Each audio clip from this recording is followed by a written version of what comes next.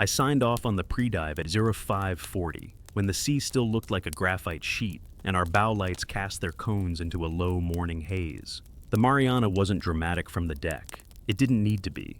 The pressure did the drama for it, waiting in place like a patient hand. We staged the ROV on the aft cradle, latches pinned, umbilical flaked clean, housings wiped dry of spray so the seals would show even the faintest weeping if something wasn't seated right. Checklist, ROV 1, shelf recon, I read, my voice steady through the headset. Cabin pressure check, green, thruster test, spool to 2000 RPM nominal, reverse step. Camera gimbal, up, down, yaw. Manipulator claw, open, hold, close.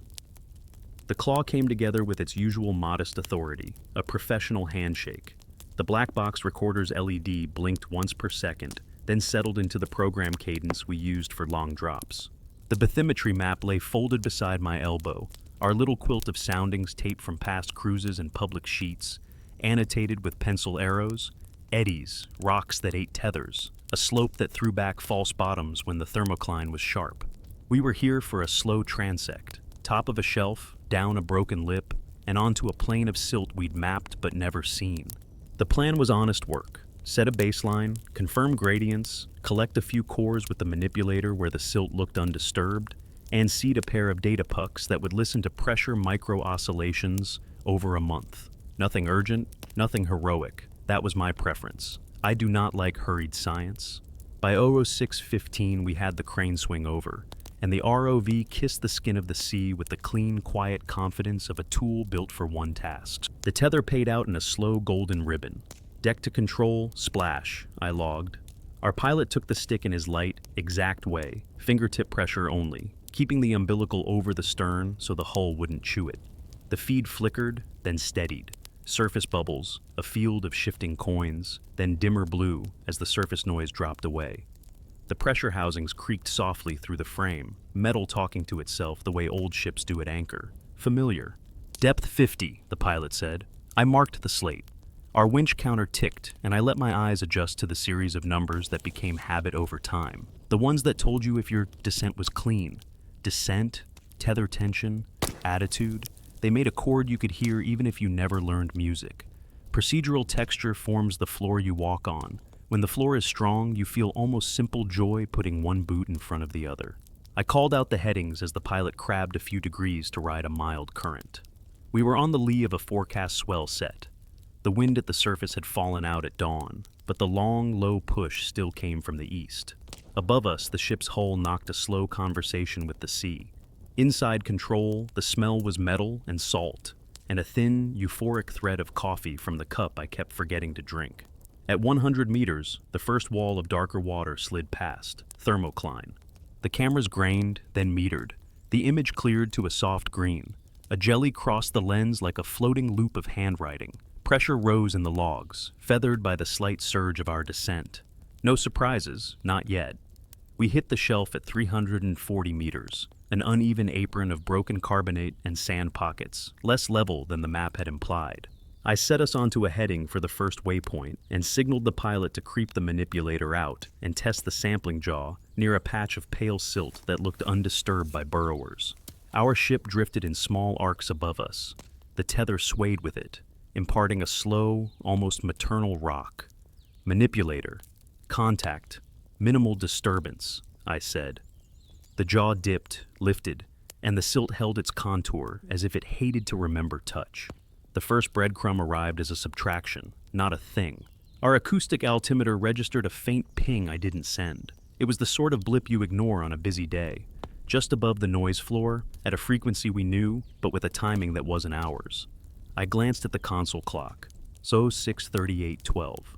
I put a dot there on the paper log anyway and wrote, odd. There are pings out here, research moorings, weather floats, ships, life making life's noises, but you learn your neighborhood quickly. This one came at us with the patience of a stone dropped into a well a long time ago, only now reaching. Control, do you hear that? The pilot asked, and I said, maybe. Maybe is a good word when you don't want it to bring the ship to full alert over a shrug. We took the first core. I logged the coordinates to 5 decimals, 11.36 N, 142.20 and called the lab to expect the capsule in an hour. As the pilot lifted, the tether stiffened, just a breath, and a sensation ran up it that had nothing to do with the crane, a quiet twang, like a guitar string being tuned from far away. The tension meter didn't reflect it. My palm did, because I had a habit of resting it on the umbilical where it enters the fair lead. I told myself the swell had found a new way to arrange itself. At 07:05, we started toward the lip. The slope fell out of the cameras slowly, the water a little darker, the field of view subtly flatter as the silt took over and rocks gave up. The bathymetry on my lap told a simple story. A steady slope, a small terrace, then a clean drop. The live depth trace said we were a hair shallower than the line predicted. By itself, fine. The sea is elastic. By the third check, the offset became a feeling along the left edge of my jaw, the place where worry writes a note and tucks it behind a muscle. I measured again. 2 meters off, then 2.5, not much. Enough to make me retape one pencil arrow on the map that warned where tethers get eaten. Log insert, 07/12/31. Minor altimeter echo, no local source. 07/13/05. Bathy offset, plus 2.4 mm. Recheck sound speed profile, then after recovery. 07/13 were tether tension steady, felt vibration, not reflected in gauge. End insert. We found the terrace. It cupped us the way a hand cups a small bird, the silt immaculate, the slope ahead a darker gradient we could not see the end of. The pilot steadied us, thrusters feathering. I asked for a small pan to port. The camera moved in a clean arc, and for 2 seconds the image picked up a soft, staggered pattern in the silt, like the ghost of drips on ash. The pan continued, and the pattern was gone. I rewound the buffer and froze the frame. The pixels were stingy. Nothing as satisfying as a track. Nothing you could print and say, here, this. Just a spacing that didn't fit the way scours or worm casts usually lay. I noted it. Second breadcrumb, if I allowed myself to keep count. Do you want to tag that? The pilot asked. Not yet, I said. Mark the terrace edge. Let's do a 20-meter line along the contour. I prefer lines when I don't know what I'm seeing. Lines give later me something to compare to. We advanced at 0. 3 knots, a walking pace for a patient animal. The tether played behind us, drawing its own geometry, a slow curve that I did not want to think about yet. A smell drifted across control then, the simplest sense, and the most useless at sea unless something is wrong. It wasn't fuel, not hot electronics. Something like cold metal after rain. A bright nick in an otherwise bland air. Ozone, my mind offered, and then argued with itself because the housings were cool, and nothing in the stack showed a load shift. I cracked the door to the passageway and sniffed there, only salt and paint. When I returned, the air seemed normal again, as if the ship had blinked. We laid the second data puck with the manipulator, the claw gentle on the puck's little ears, and checked its chirp. The return came late by maybe 1/10 of a second. The pilot and I stared at each other and did not say the word refraction. Sound takes the path the sea gives it, and layers bend it. Still, I circled the number.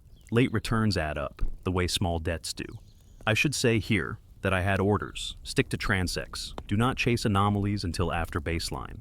I wrote those orders. In control, though, the sea is not a line, and neither is a day. I permitted the pilot a small deviation, 5 degrees starboard, to follow a faint brightness ahead, a sheen in the silt that could be nothing more than a different grain size catching the light. The manipulator hovered. The claw opened. I almost told him to close it and lift a pinch. Then the altimeter pinged again, that same knot hours rhythm, and the tether hummed in my palm just enough to make the skin there lift. Hold, I said. We hung in water that felt, through the monitors, like air in a long hallway. Nothing moved. The brightness ahead dimmed without changing shape, as if the sea had taken a step backward. Mark this, I told the log. Mark this, and we go back to the line. We turned with the restraint you learn after years down here. The bathymetry on my lap and the depth trace on the screen lined up again, the offsets forgiving us for the moment. The pilot brought us home to the terrace start. Our black box recorder ticked its comfort. The ship's hull knocked its answer above, a regular patient heartbeat I knew too well. On the way up, I tried my coffee. It had gone cold. I wanted to laugh at how many hours of my career tasted like that. Instead, I wrote one more line on the paper log, because I trust paper when electronics feel like a crowded room. First anomaly seeded, timing echo, tactile tether note, faint ozone. No deviation from plan beyond 5 degrees. Faithfulness to plan is one of the small moralities you keep at sea. You don't violate it lightly. The deep listens. I have learned that listening has a cost, but you pay it in coins so small, you barely feel the purse grow light. I went to the rail for a breath, while the crane brought the ROV into the cradle. The dawn had burned to a flat day. The sea pretended to be simple again. We know better, we who work where the map gives up its numbers and lets the world return to its own sound. I kept the first hour simple on purpose. Rinse the gear, run the vacuum test on the housings, pull the core capsule, label, and log. Routine is ballast.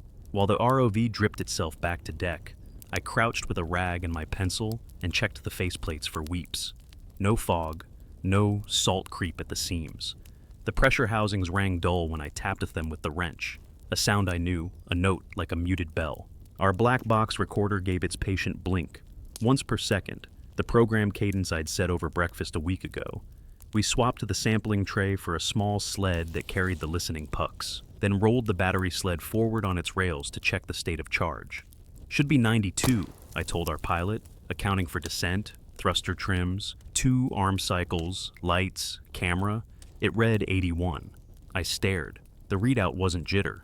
The pack temperature sat where it should, just shy of ambient in the shade. No hot cells, nothing cooking inside. Maybe the gauge, the pilot said. Maybe, I said, because I like to give a small thing a chance to be the reason. I reset the pack monitor and watched it count back down from its self-test. 81 again. Our electrical tech, Marta, came up from below with a meter and a question in her eyebrows. We pulled the cover, touched the test points, and the meter agreed with the sled. 20 minutes of run, 10 points of charge. The math wasn't violent, it was just discourteous. Document insert, 082207. Battery sled, SOC 81%, expected 92%. Pack temp 13 degree, no visible weep. Vacuum test passed. 0.9 bar, 10 min, 0.0, 082341. Rescan, SOC stable at 81%. Meter confirms voltage, no load. End insert. I logged it as an equipment note, but the line I drew under it leaned heavy. Power lost in water is common. Power lost while the sled sleeps is a different animal. I smelled the air around the battery bay. Salt, rubber, a thread of cold metal again. The almost not thing that had brushed control on the way down. I let that smell pass through my head and out the other side, and did not write it. My lists already hold the ocean accountable for enough. We rigged to go again. The plan called for a second transect parallel to the first, deeper by 1 contour. I argued with myself about bringing a third pack to hedge against surprises, then decided against it. The extra weight altered trim and 8 tether margin on the lift. Caution can be its own hazard. At 0910, we splashed ROV's 01 again.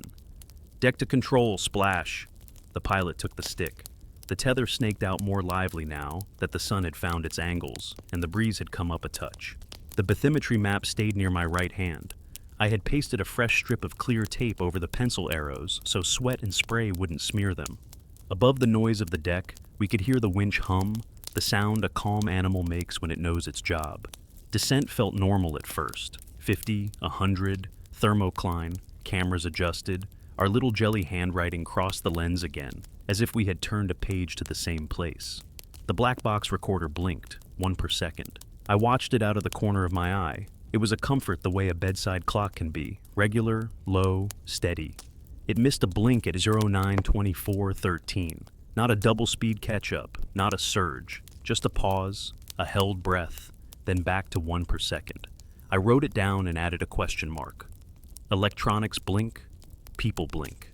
I did not like that I had been watching at that moment. We came on to the second terrace at 0937, a shelf with a skin of silt glazed by very slow water. The pilot trimmed the ROV to neutral and took out the last of the roll, like a tailor smoothing a lapel.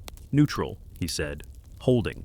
I ran the routine. Lights to 30%, camera gain down, thrusters to idle. We let the manipulator hang in close to reduce drag. The plan called for another puck to go down. The acoustic handshake came in a hair early this time, as if the sea had less room than before. I wrote the delta next to the first. My paper began to look like a phone bill. Marta's voice in my ear. Pack draw shows a tenth higher than idle baseline, with the thrusters still. Want me to pull logs? Pull logs, I said. And check the pilot's panel numbers against the sled. No alarm. Just compare. We laid the puck, its tiny case looking absurd on such a patient plane. The manipulator claw was gentle and sure. I felt a little professional pride I did not say out loud. The ROV's voltmeter ticked another small point down, and the pack temperature shivered by half a degree without a change in load. Nothing that would make you surface. Everything that would make you frown. We took the line east to west, 0.3 knots again. At 10 meters, we cut across a faint ripple train in the silt. Regular, slightly too wide for burrow mouths, too neat for slump. Like the dim print of a comb pulled across soft dough and then left to forget. The pilot steadied the gimbal, I froze a frame, and a scattering of pixels suggested edges that would not hold up in a meeting. I logged them anyway. Then the altimeter chimed. 2 pings, close together. Not the puck, not ours. The angle of arrival pointed not from the slope nor the ship, but from a gray part of the plot, an in-between square where the bathymetry had been interpolated out of kindness. The tether hummed against the fair load where my palm rested, an almost conversational murmur. I lifted my hand and it stopped. I put my hand back. It returned. Feel that? I asked the pilot. He lifted his own hand and frowned. No change on tension. Reading steady. I'm not seeing it. Which was worse, a gauge that lied or a skin that invented? Document insert, 095129, double altimeter ping, non-puck, azimuth indeterminate, gray cell on bathy, amplitude 0.3x baseline, 095203, tether tactile vibration at fair lead, no corresponding tension change, pilot not perceiving, end insert. We reached the end of the transect and sat. Protocol suggested a small vertical hop to sample the layer. I wanted to see the way the sheen in the silt changed with angle. The pilot feathered the thrusters and we rose 2 meters. The ROV shadow moved on the plane below, a darker oval among grays. The pack dropped another point. Marta came back on comms. Sled log shows micro draw spikes every 47 seconds since 9:15. Millisecond scale, small amplitude. Might be monitoring self-check, but they weren't there yesterday. Overlay that with black box blinks, I said. I already am, she said. Hang on. We hung. The sea around the cameras had that empty room quality again, full of something that wasn't moving. The smell and control shifted a fraction toward that bright metal nick, then away, then toward again, in a rhythm almost like breath. I swallowed and tasted cold aluminum from some old memory of biting a tent pole in winter. My mind wandered into weather as a way of not thinking about weather. Overlay done, Marta said. The spikes come 2 seconds after a missed blink. You had one at 13 after, another at 39, another at now. The black box blinked, then didn't, then blinked again. The sled took that moment to draw a sip from itself. I could have called it coincidence. I could even have written it that way. I wrote, possible coupling between recorder cycle irregularity and sled microdraw. Investigate. Orders-wise, we were still good. Transects laid, pucks down, no chases. But I cut the line short by 10 meters and turned us back with a caution I felt in my teeth. A cost was building, and it wasn't a dramatic one you could argue in a report. It would read as a series of minor inefficiencies, the kind that break your schedule by hours and your patience by ounces. The sea is full of such costs. Sometimes you pay them and get work done. Sometimes you hand over small coins until you realize you've bought something you didn't mean to own. Bring her up one, I said. Let's hold just above the layer. The pilot obeyed. The tether sketched its own quiet geometry in water we could not see. The bathymetry on my lap and the live depth trace began to drift apart by a meter, then drifted back, like two people who had argued and decided not to talk about it. The ROV's lights pulsed, so faint I thought it was my eyes. The pilot touched the dimmer. You seeing that? Maybe, I said again, the word already tired. On the way up, the batteries behaved. No rush of loss, just the steady tick downward you expect from lift. We broke the thermocline and the cameras brightened, as if we had remembered to open our eyes. The hull knocked its patient rhythm. The winch did its work. On deck, I put my palm on the sled casing and felt a coolness that did not match the day, not cold enough to be a leak. just cool like metal that had been in shade under something taller. My palm had become a less truthful instrument since sunrise. We backed the ROV into its cradle, latched it, and I did the ritual again. Weep check, vacuum hold, visual, log. The SOC read 73. The minute we killed the thrusters, the number stuck. I watched for the micro sips Marta had found, half expecting to feel them in my own chest. The sled held its ground for a count of 60, then 61, then took one quiet step downward. Cut power to the recorder, Marta said. Hard cut. Let's see if the sips stop. No, I said, before I knew I would. The word surprised me. Not yet. We need its timeline if this keeps happening. Orders versus field reality. There's your moral pressure, always quieter than fiction, promises it will be. I told the pilot to prep the manipulator pressure test and sent a note to the lab to hold the core. I wanted to see if any odd isotopes would show in pore water without telling anyone they should. We arranged the day into squares like that, small boxes where we could put the costs and make them feel earned. By noon, the sea had become a bright plate, the horizon a straight instruction. We had time for one more short drop before weather shifted. I stood at the stern and squinted down the tether's length into a place where light only plays the first few bars. The deep listens. Today, it also measured our patience in decimals and missed heartbeats. I put my hand on the umbilical again. No hum. I lifted it. A hum just at the edge of muscle memory. Log it, I told myself, and wrote a single line that looked too plain for what it was. Battery behavior inconsistent at rest. Recorder cadence irregular. Acoustic doubles without source. Proceeding per plan with reduced margins. I don't like reduced margins. I went forward anyway. Recap. We ran 2 clean but strange drops on the Mariana shelf. The altimeter picked up unassigned pings, and the black box recorder skipped blinks that lined up with tiny, regular battery micro draws. Bathymetry drifted a meter or two off live depth, and I felt a tactile hum in the tether that didn't show on gauges. We stayed on plan, but our margins thinned. I proposed the third run as a short diagnostic, the sort of half dive that keeps the day honest. The ship lay with a gentle weathercock. The breeze had turned, no longer a line from the east but a soft triangle, edges unsharp. I brought the team in close around the chart table and put a finger on the gray square of the bathymetry, the interpolated patch where our double pings had seemed to angle from. Triangle time, I said. 3 listening points along a short arc, 2-minute holds at each. Thrusters at idle, lights off except pilot cam at minimum. Pucks chirp every 5 minutes. Recorder stays on. Marta lifted her chin. Recorder might be part of it. It might, I said, but it's also the only timeline that survived both dives intact. We cut it last.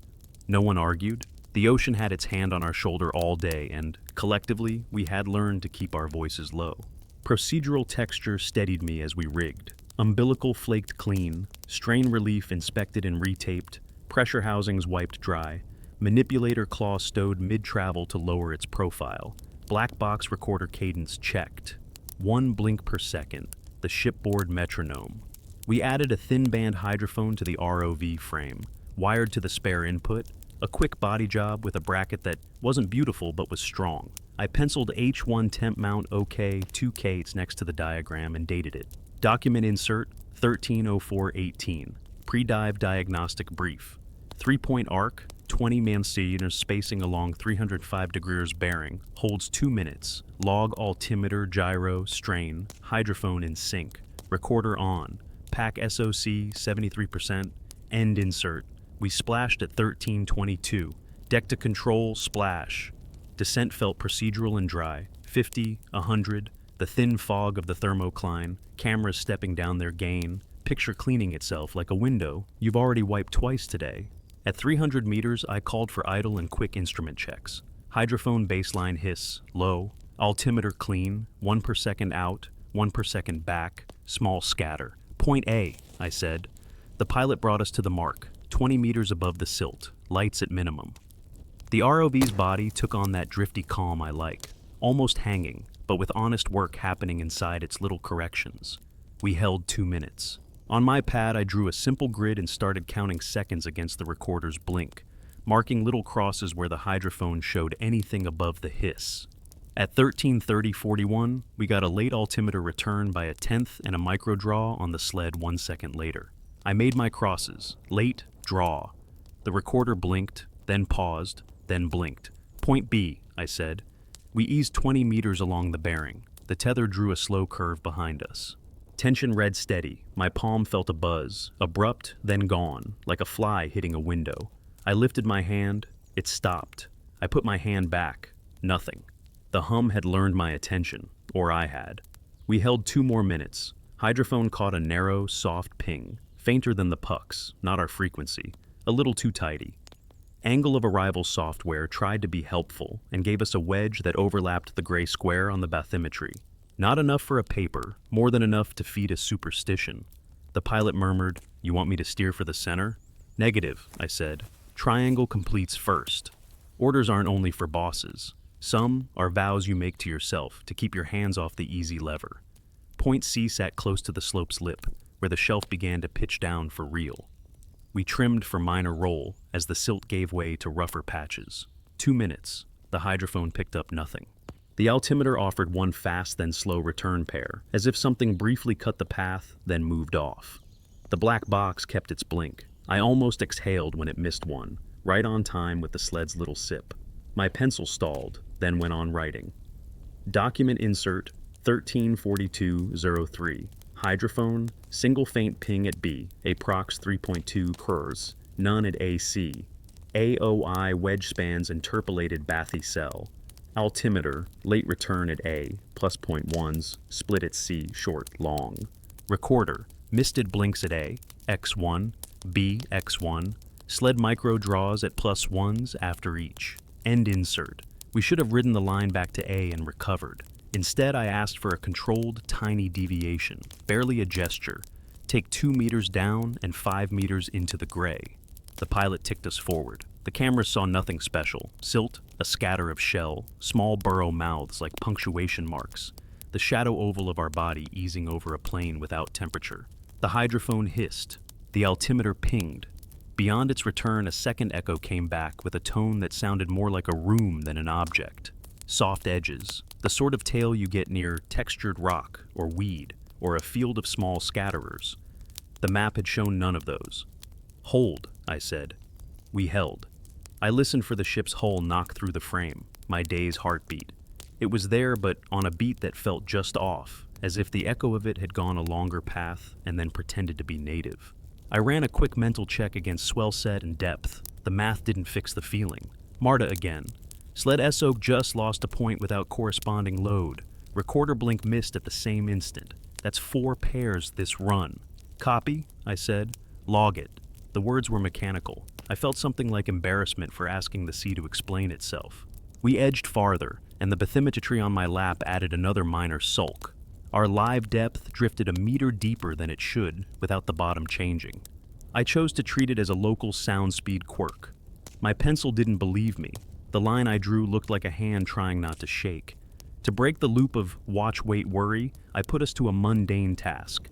Manipulator test on a marker stake. The pilot lifted the claw, opened, then set it down in silt. Open, hold, close. The claw met nothing. It closed on water in a way I've seen in bad light or on a slope. But here the indicator read contact, a little green square that only lights when the claw's pads meet resistance. "Open again," I said. The pilot did. The pads spread like a calm mouth. "Close." The green square lit. On screen, the pads came together on nothing.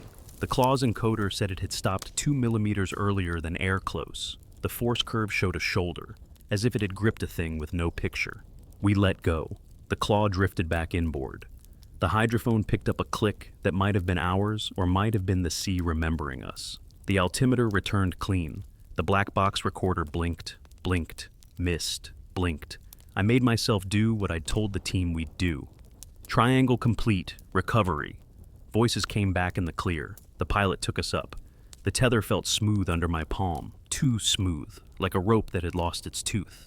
At the thermocline, the cameras flashed bright, then dim, as if the layer held a shine rather than a gradient. The winch hummed the way a patient animal hums when it's willing. On deck, routine again. Weep check, vacuum, SOC. The pack had fallen farther than the numbers should allow. 73, then 67, after a minute of sitting. The sled didn't warm. It didn't cool. It behaved like a room that remembers who was just in it. I pulled the core we'd held from dive 1. In the lab, I cracked the tip and drew pour water into a small vial. Brown, then clearing, a little sweet in the chemical way. I labeled it with the quiet pleasure all labelers know: ship, station, depth, date, initials. Don't run this yet, I told our tech. Let me add a second later. I did not say what I wanted. If stable isotopes or trace volatiles had changed between runs, it would be the smallest coin I'd ever seen. I stepped back into control. The room still had that bright metal nick of smell, doubled now with the ghost of warm rubber after a glove comes off. The smell didn't match the weather outside. The sound motif that had anchored me, the whole knock, came late and then early in a way a musician would argue about. I looked at the black box recorder as if it were a person and said, "You and I are going to disagree about something soon."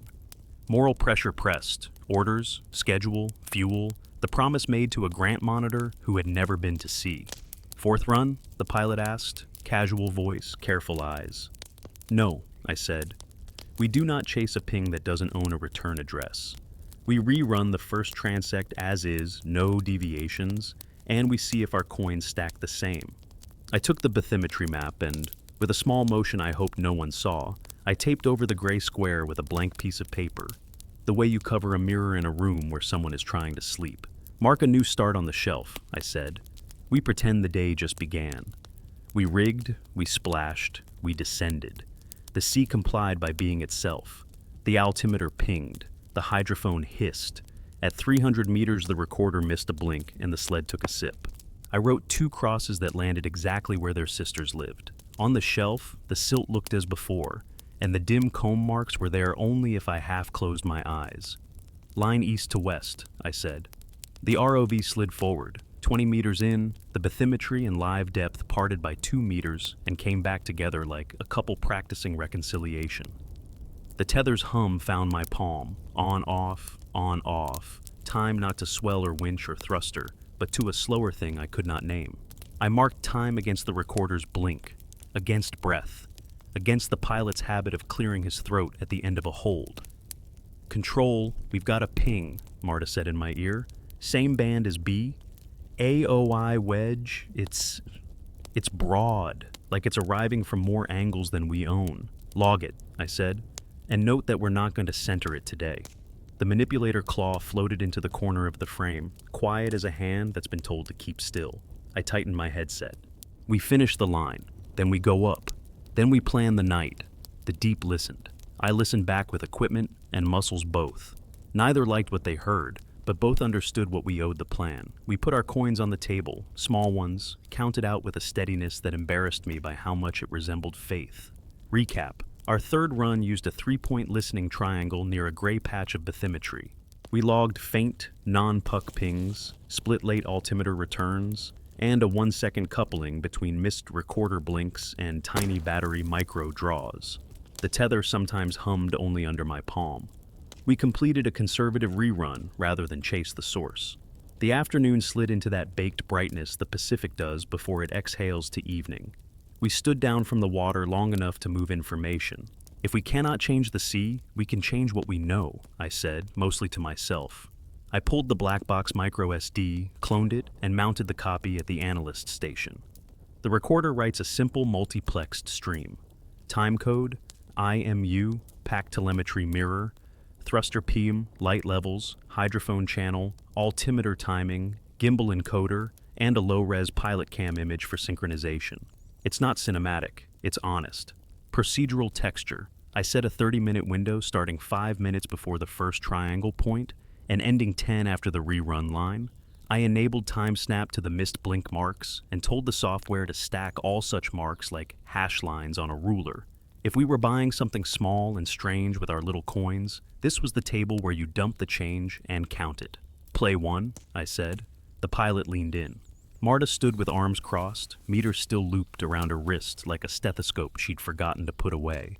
At 13:30:41, the recorder blink missed. Hour mark. The hydrophone baseline hiss rose by a whisper. The sled drew its micro sip 1 second later. The gimbal encoder showed a 0.3-degree yaw to starboard. "Pilot input?" I asked. The pilot shook his head. "Hands were off. Idle hold."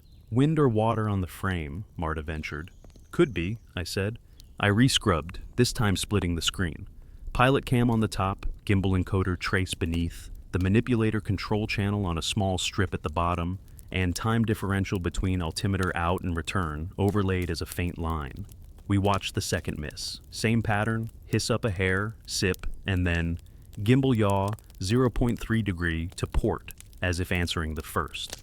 Could be hold correction, the pilot said, but his voice lacked faith. I flagged both and asked the software to superimpose them, one transparent over the other. They fit in that uneasy way a footprint in damp sand almost matches the next. Edges just off, strides similar. I closed the pilot cam to focus on numbers. Our gimbal had moved before its hold correction should have fired. The delta was small, hundreds of milliseconds. But the logic in that unit is simple.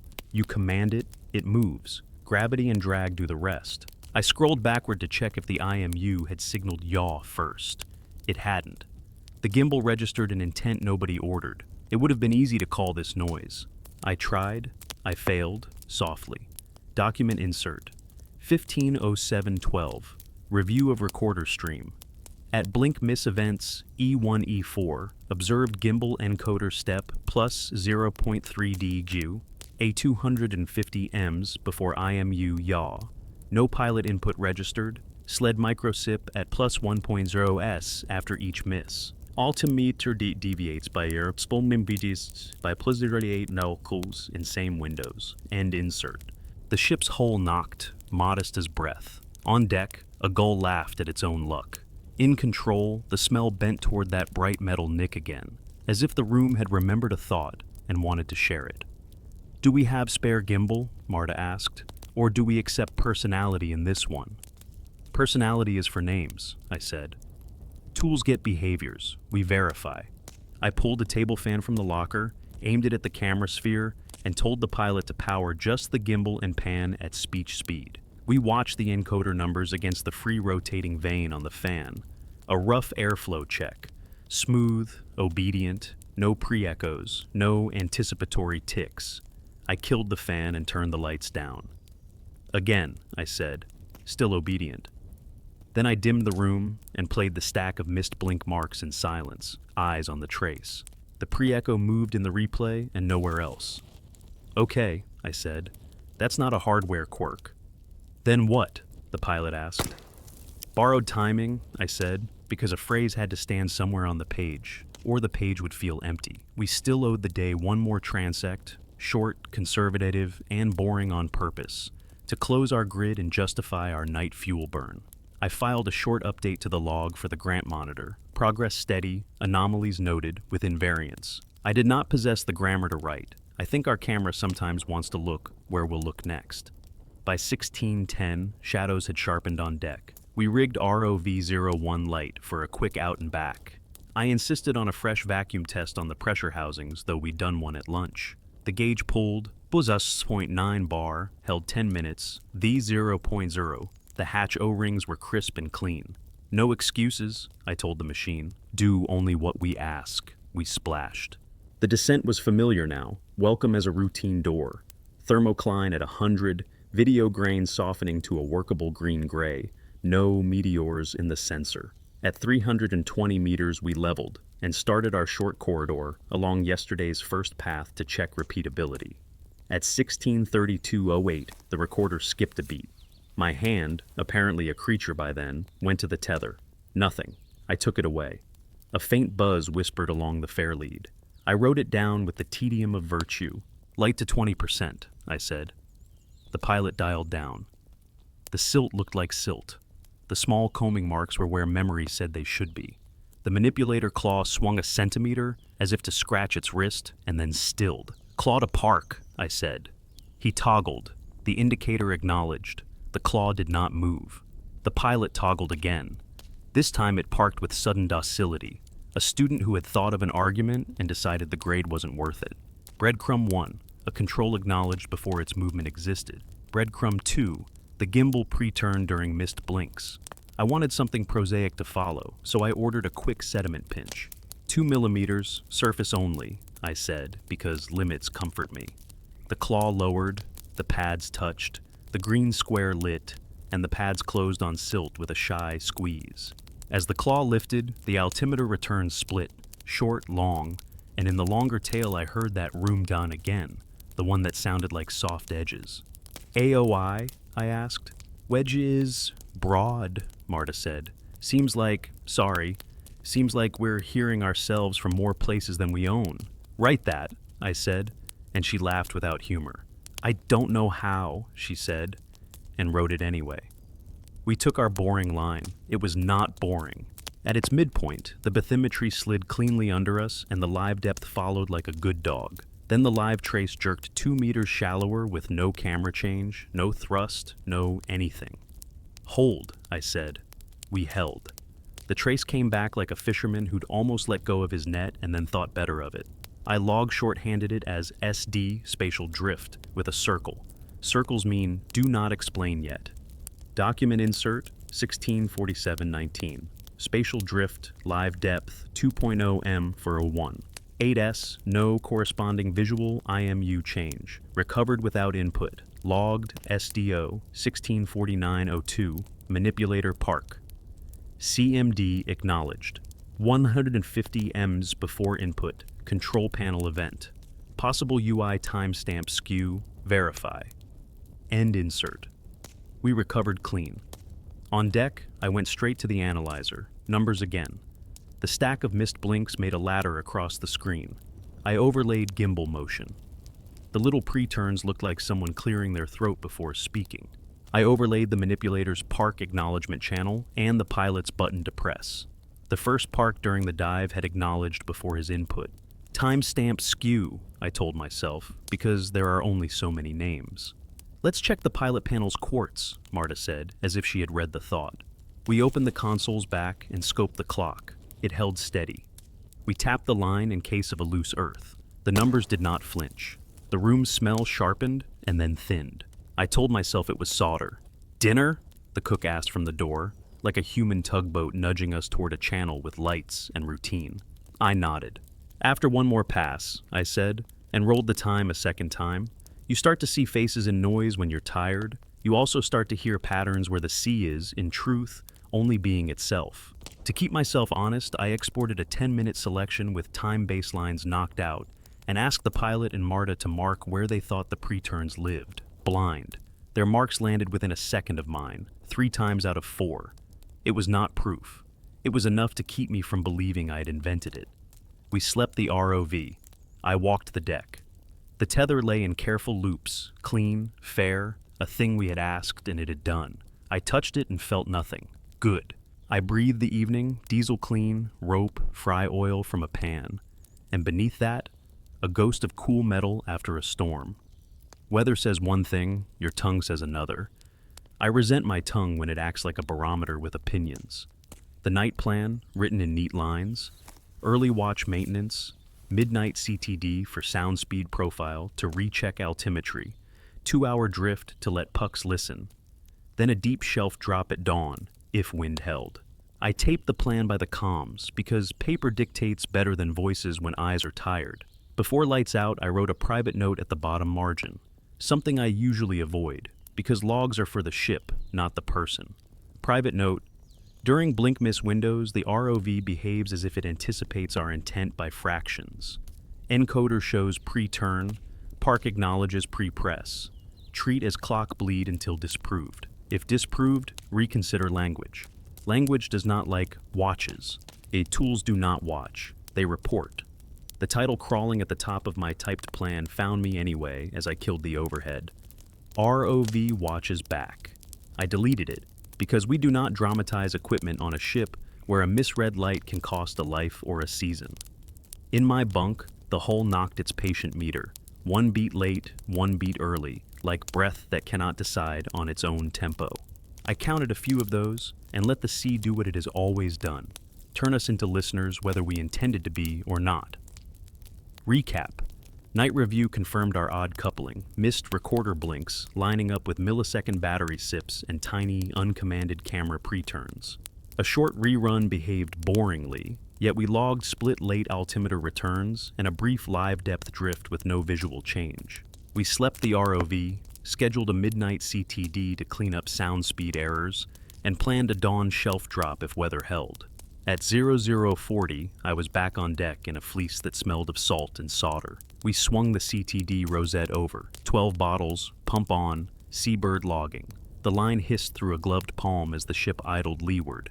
I watched the downcast plot. Temperature stepped at 96 to 104 a sharper bite than the afternoon.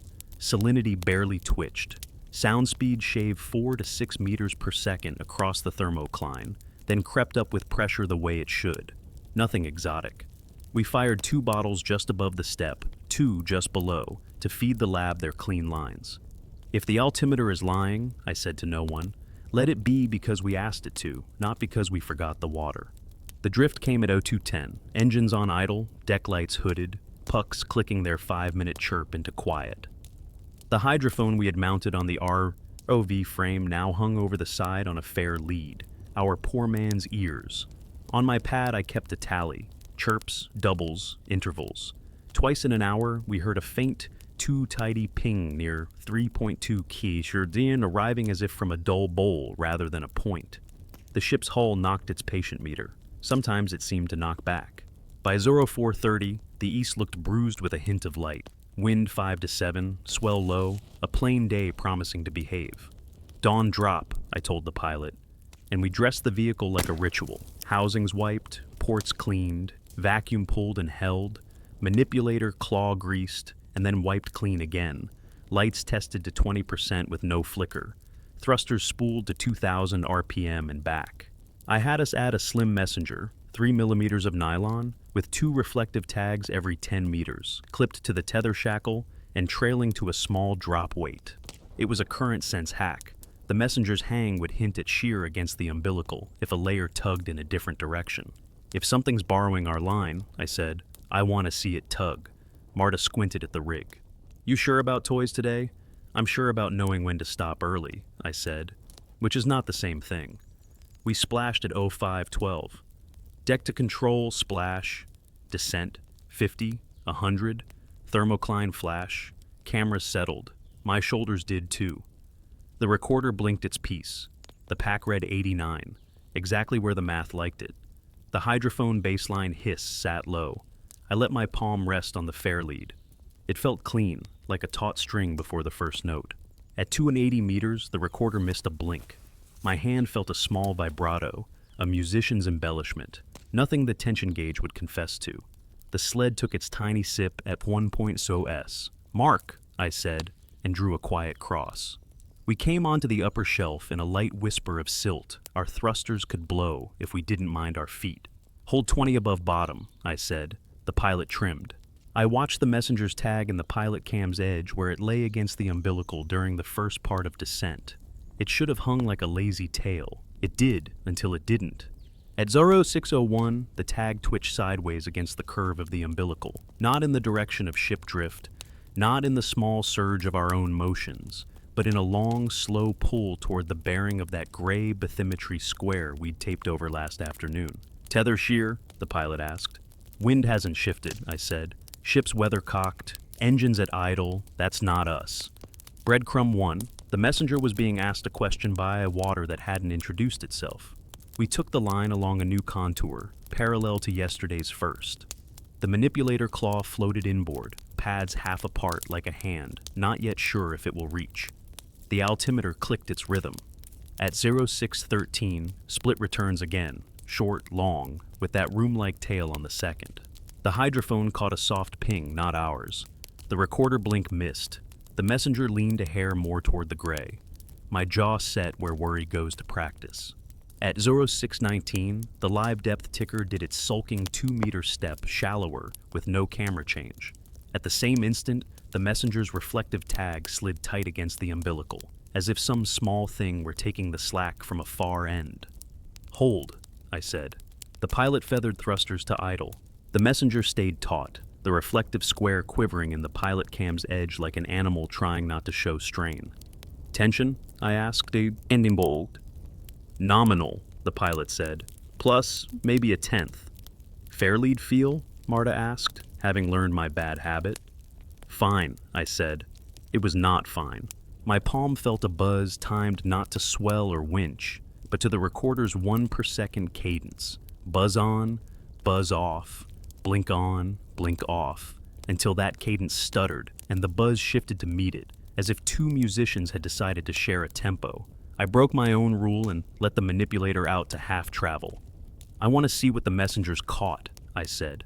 The pilot eased the claw along the umbilical's shadow until the tag filled the corner of the frame. The nylon ran taut to the drop weight, invisible now below the vehicle. The claw touched the tag. The green square lit on conduit. The pads closed, and for a breath the claw had hold of both tag and umbilical. In that instant the altimeter went silent. No return for 2 beats, then came back with a longer, softer tail than I have ever trusted. "Release," I said. The pilot opened. The messenger eased back, then went taut again, this time in a different direction by a finger of degrees. Breadcrumb 2. The pull had changed vectors without a shift in ship, thrusters, or wind. We had 3 choices. Ride it and hope the messenger tired, reel fast and risk knitting a snarl just above the fair lead, or cut. Cutting is ugly at sea. Lines cost money and options, and people who cut too easily do not get asked out again. But a messenger can become a garrote if you let it. "New plan," I said. "We recover to just above the thermocline, leave the vehicle neutrally buoyant on tether, and cut the messenger on deck. No touches to the umbilical." The captain's voice came over the intercom immediately. He'd been listening. "You sure?" he asked, not unkind. "I'm sure enough," I said. "Orders bend, not break. That's the moral arithmetic I can live with." We rose in slow meters. The messenger held its strange lean until 100 meters, then softened to a drape that still wasn't right. On deck, the line handlers set the ROV in its cradle, but left the umbilical live and fair. The vehicle's weight stayed in water. I stepped to the stern with the deck knife that lives there for reasons everyone hopes not to need. The messenger came aboard across my boot, humming a little like a thin string over a resonant board. I pinched it with 2 gloved fingers, just below the clip. The reflective tag winked at me, innocent, snared.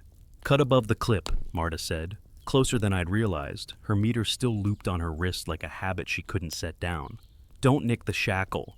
"I know," I said, and made the cut. Nylon parts without ceremony, a small flick. The weight below let go of its say. The loose end in my hand went slack and stupid. The messenger's lean disappeared, as if a thought had been canceled mid-sentence. In control, the recorder blinked 3, 4, 5, without a miss. The fair lead under my palm felt like rope again, not a metronome. In my ear, the pilot said, "Altimeter clean." Marta said nothing. She didn't need to. Document insert 063411. Messenger line, 3mm nylon, cut at deck with ear ROV afloat on tether. Immediate. Recorder blinks regular for 30 seconds, sled micro draws absent. Altimeter, DT nominal, hydrophone baseline hiss only. Tether tactile vibration ceased. End insert. We stood together and pretended to watch the sunrise, which had the decency to be ordinary. A low blaze, a clean edge to cloud, the color of fresh-cut carrot where the water took it. My hands shook a little from nothing important. I breathed through it and wrote the kind of line you can read aloud later without sounding unwell. Messenger interfered, removed, instruments stabilized. The Grant monitor would approve. I did not. Because the part that did not go into that sentence was this. For 15 minutes after the cut, the ship's hull knock fell fully back into meter. The hydrophone heard nothing tidy, and the ROV hung in water the way a tool should hang. Obedient, dumb, hours. Then, at 0651, the recorder missed a blink, and the sled took a sip at 1.0 s, almost polite. The fair lead under my palm stayed quiet, but the pilot's gimbal trace showed a 0.2 pre-turn toward what the bathymetry still refused to own. "I don't want that to be true," the pilot said, looking at the numbers rather than the sea. "Me neither," I said, "but it likes us better without the messenger." "Maybe it was just strain," Marta offered, honest hope doing what it does. "Maybe," I said, and didn't put a question mark on the page this time. I drew a sober box around the cut event and wrote a cost. Lost drop weight, lost duds, lost our cheap current sense. Saved umbilical margin, saved time, bought quiet that didn't last. We finished the dawn run short and clean, seeded 1 puck, lifted a cautious pinch of silt, and came home. Before the crane set the ROV down, I stood by the fairlead and let my palm learn its texture again. No hum. I lifted my hand and almost laughed at myself for wanting one. The deep listens, it also waits. I had cut a line today and paid for quiet with the smallest coin. The purse felt lighter anyway. In the lab, I paired last night's pour water pull with this morning's and labeled the twin vials with the modest joy labels give me. Back in control, I wrote the plan for the next part of our grid and taped it above the comms. My hand paused on the title space the way it had the night before, and then moved on. We do not dramatize tools here. We cut when cutting saves the more expensive thing. We listen harder when listening costs pride. The hull knocked on time, politely, as if making up for something. The black box recorder blinked once per second, patient as a bedside clock in a house that has learned not to wake its sleepers. Recap. A midnight CTD ruled out easy sound speed excuses. At dawn, we added a light messenger to sense shear on the tether. It started to lean toward the bathymetry's gray square and tugged in changing vectors. I cut it on deck to save margin. For a quarter hour, everything went quiet. Then the old pattern returned. A missed recorder blink, a micro sip a second later, and a tiny gimbal pre-turn. We kept to plan and came home clean. The sea let us pretend to reset. By late morning, the light lay flat, the swell set shorter, and someone in the galley burned sugar into coffee so strong the air took a bitter edge. In control, I marked out the next corridor, offset from the earlier lines by 50 meters, crossing a zone we'd flagged as undisturbed. I underlined the word twice. Undisturbed is currency down here. You spend it slowly. Procedural texture, housings wiped and felt for weeps. Vacuum pulled to 0.9 bar and held. Umbilical flaked. Manipulator claw cycled. Open, hold, close. Lights proved to 20%. Thrusters spooled to 2000 RPM. Black box recorder cadence confirmed. 1 blink per second. The bathymetry map sat under my left hand, our small quilt of soundings patched with pencil and tape. I traced the new line with the eraser end of the pencil until it felt lived in. We splashed at 10:58. Deck to control, splash, descent, 50, 100, the thermocline's brief fog, the camera's patient step down, and then the work gloom, green-gray, honest, unromantic. At 320, we leveled 10 meters above bottom. The pilot trimmed until the vehicle hung like a bead on a string. No messenger this time, no toys, just craft. Bring us ahead on the new heading, I said. The ROV slid into the corridor we'd promised ourselves. The altimeter pinged, returned, pinged, returned. The recorder blinked. The pack held steady. I let myself believe in ordinary for 3 minutes. The first breadcrumb grew in from the edges, rather than appearing at center. The silt's surface, usually a scatter of burrow mouths and the occasional worm fan, began to show a faint, repeated brightness. Paired points, then a gap, then paired points again. As if something soft had pressed and lifted, walking with an economy that left almost nothing. Too regular for random, too shallow for a heavy thing, too wide for the little scavenger runs we usually see. The pilot eased the gimbal down and slowed to a whisper. The pattern sharpened into the suggestion of impressions laid in diagonal pairs, overlapping just enough to make a track that wanted, very much, to be called print, if only it would commit to depth. Burrow collapse? The pilot offered. Maybe, I said, the word already losing its authority. Hold it 20 centimeters over, keep thrusters to idle and drift across. I didn't want to blow the surface and invent our own evidence. The claw stayed inboard like a hand unclenched on a table. Document insert, 11:922, linear impressions train, noted, diagonally paired, repeat 21-23 depth, 5 spacing inconsistent with common asterozoan ambulacral patterns. Not ripple cross set. Vector do 48° T. End insert. I photographed the suggested track from 3 angles with overlapping frames, counted pairs, then asked for a gentle reverse to see if the ROV's wake disturbed it.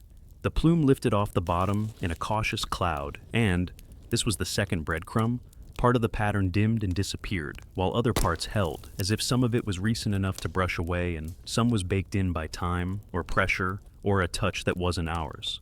Lay a pin, I said. The manipulator extended, the claw taking a thin marker stake from its cradle. We do this when we want to re-find a spot after the water rearranges our context. The claw pushed the pin into the silt beside the pattern, not in it. The green square lit for contact, the encoders showed a shallow resistance curve. And when the claw released, the pin leaned as if in a draft none of our instruments admitted to. It did not fall, it suggested. The pilot backed us a meter without thruster burst. The pin stayed at that suggestion angle, and the silt around its base looked a shade darker than the rest, like a bruise that hadn't decided yet. We ran the corridor along the pattern's vector, and then across it at right angles to test scale. Twice the paired impressions re-emerged out of ordinary bottom, held for 6 or 8 steps, then faded. The spacing varied in a way that made me think of turning rather than speed, closer and then wider, as if weight had shifted.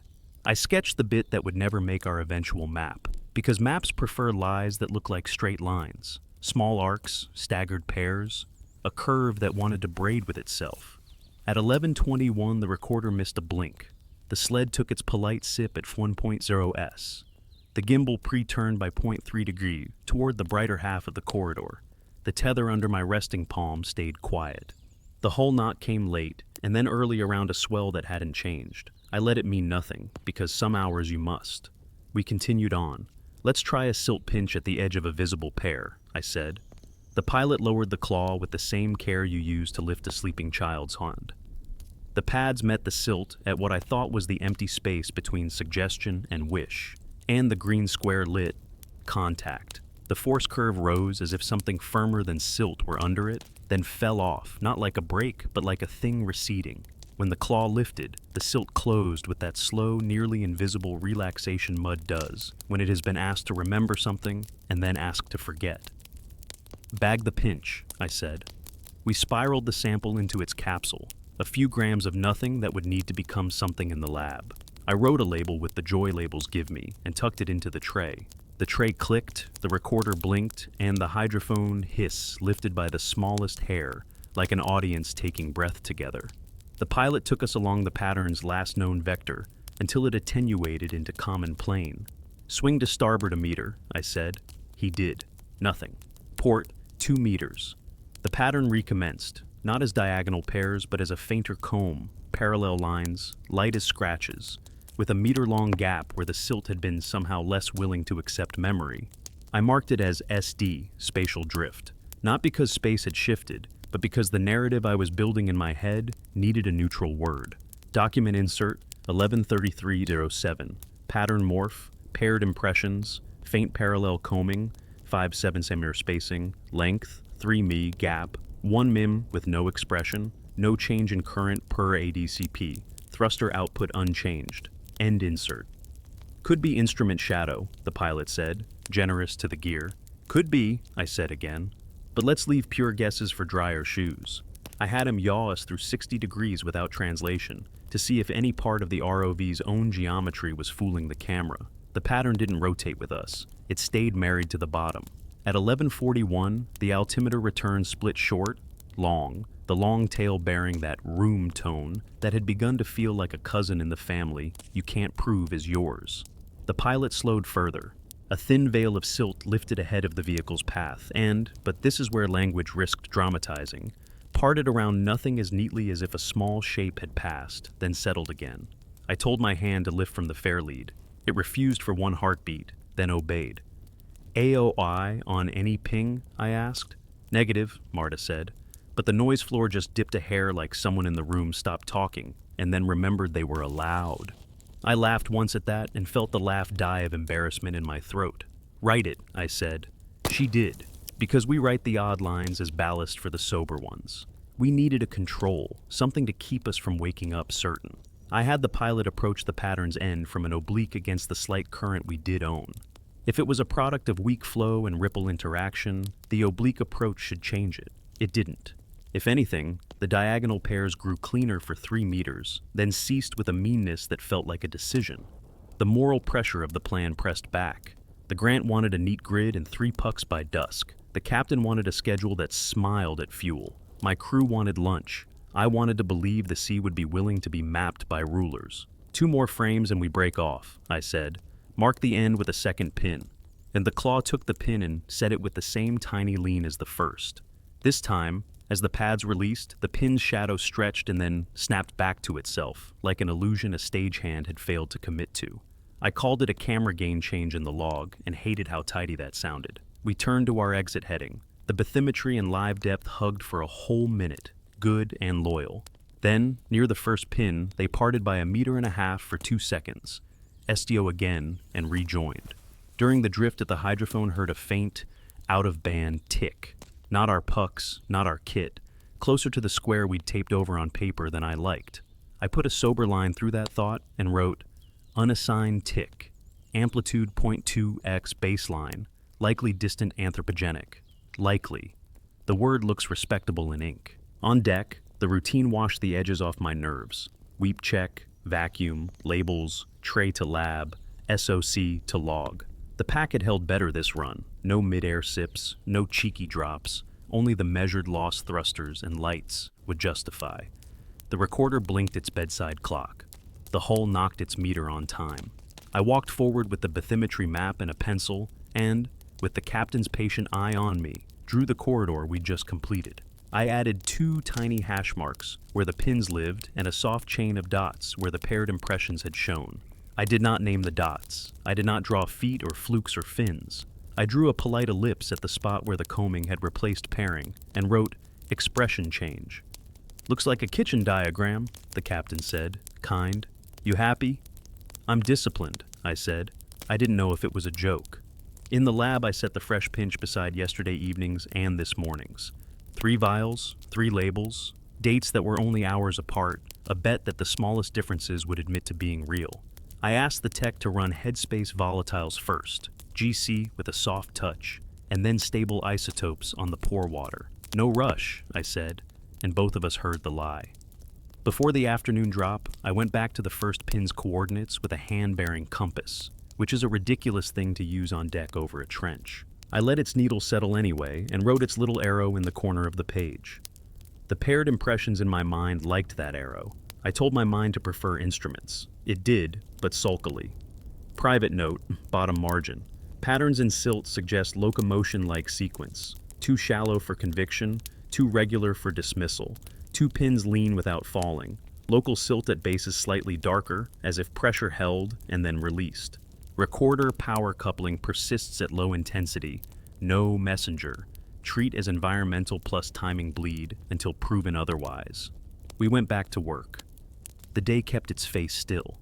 The black box recorder blinked with the patience of a machine that does not mind being disbelieved. I have never needed it to mind. I only needed it to keep time while we learned what we were and were not seeing. Recap. Our midday transect crossed faint locomotion-like impressions in silt, diagonal pairs that morphed into combing, appearing and fading along a consistent vector. 2 marker pins leaned without falling, the silt at their bases slightly darker. Instrument oddities persisted at low intensity, occasional missed recorder blinks with polite micro draws and tiny gimbal pre-turns.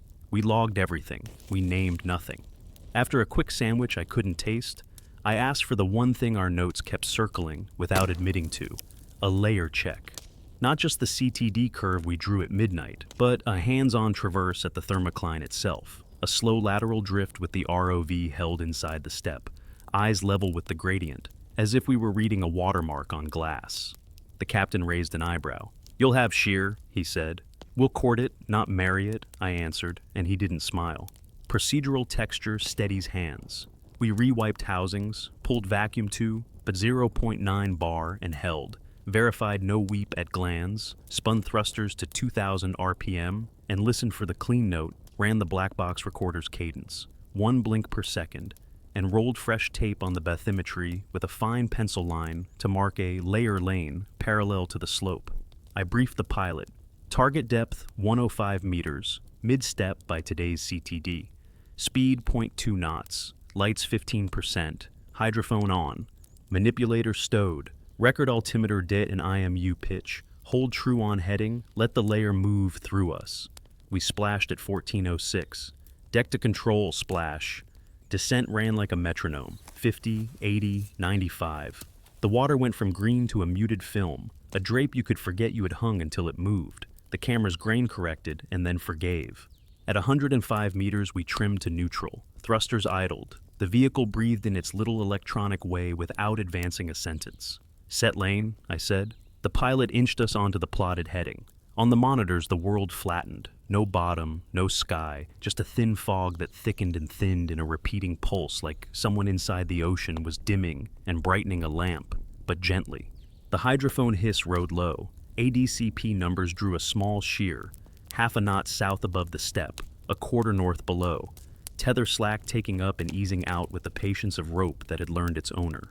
Breadcrumb 1 came as temperature sneaked up by 1/10, with no motion of the ROV, just the layer doing what layers do. Except the black box recorder skipped a blink in that exact breath, and the sled micro drew at pull 1.0s. I said nothing on comms and wrote it. Breadcrumb 2 arrived as the altimeter, foolish for depth without a reflector, returned a soft ghost, an echo nobody had asked for, timed as if a surface had drifted into range and drifted away, though there was nothing for it to hit but the idea of water itself. Hold, I said. We let the layer pass through us. The tether under my palm on the fairlead carried no hum, then a shallow purr, buzz on a blink, quiet between, until the cadence fell out of step and the purr joined it, like two players deciding to count the same bars. I lifted my hand. The purr went on for 3 beats and faded. I put my hand back. My skin felt colder than the air should permit. The room smelled of clean metal for a moment, the bright nick again, and then of nothing. Document insert 14/19/31, depth 105.2 m, CTD mid-step. Recorder blink miss, sled micro draw at plus 1.0s, ADCP shear plus 0.26 m is at 30 dig above layer, points fubimames at 210 degrees below, altimeter returns, transient ghost, dipladio 7s without solid target, end insert. Yaw 2 degrees starboard, I asked. The pilot obliged. The IMU recorded the yaw cleanly, no hold correction needed. Yet the gimbal encoder showed a 0.2 digger pre-turn ahead of the command again, the now familiar throat clearing before speaking. I overlaid the marks against the recorder's cadence in my head and felt the fits click. We advanced 20 meters in that half-seen hallway. The lane was meant to be boring, a calibration pass to blame the earlier drift on sound speed and shear. Boredom refused us. At 14:23, the ADCP registered a tiny surge below the step, only 5 or 6 centimeters per second, a shrug, and the ROV's shadow appeared on camera as a faint oval in a haze that should not have admitted shadows at that angle. It moved as we moved, then twitched the wrong way by a thumb's breadth and corrected. I told the pilot to freeze. He did. The oval hung, then ran a hair ahead and caught itself up, like a reflection in old glass. Could be camera AGC, the pilot said, generous again. Could be, I said. Record it as AGC until it confesses otherwise. Moral pressure isn't only budget and fuel, it's the language you allow onto the page. We needed an object, any object, to make the layer reveal itself honestly. Lower the manipulator 5 centimeters, I said, breaking my own brief.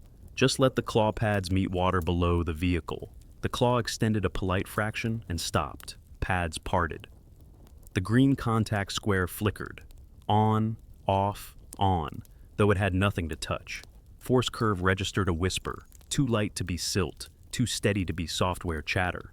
When I retracted, the square went steady off, and the hydrophone caught a brief tick at our non-puck band as if 2 teeth had touched underwater and decided against biting. Document insert 14/27/12. Manipulator, partial deploy into lower stratum.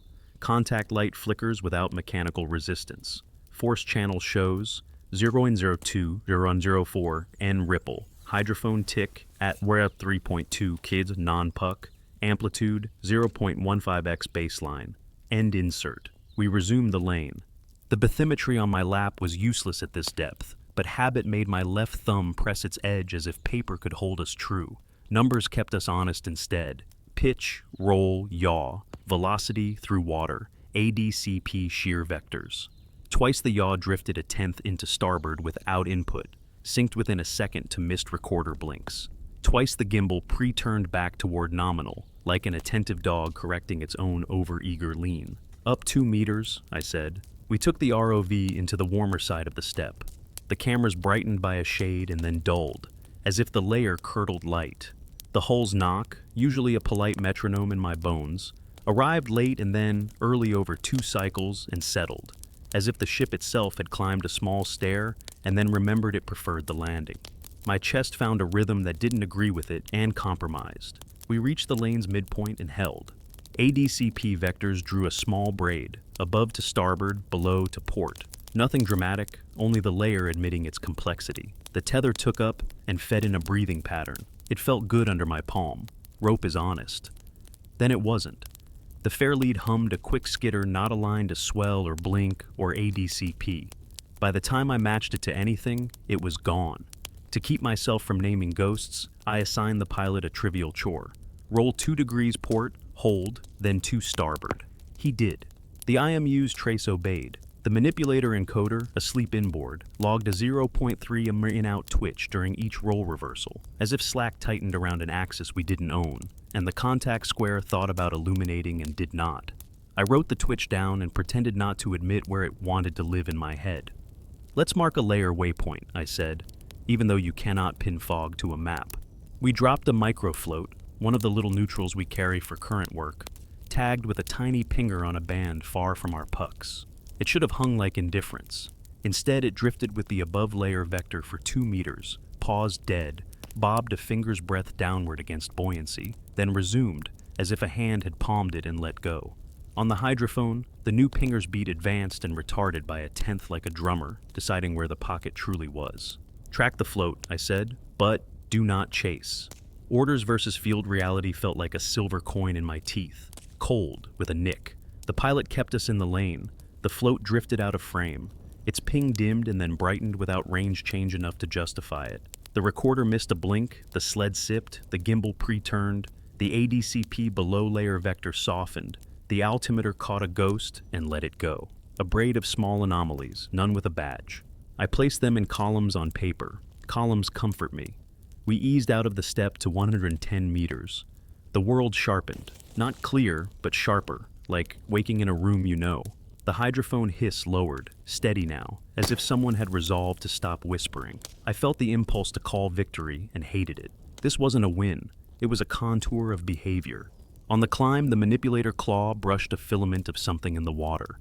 A trailing thread from the float, I thought.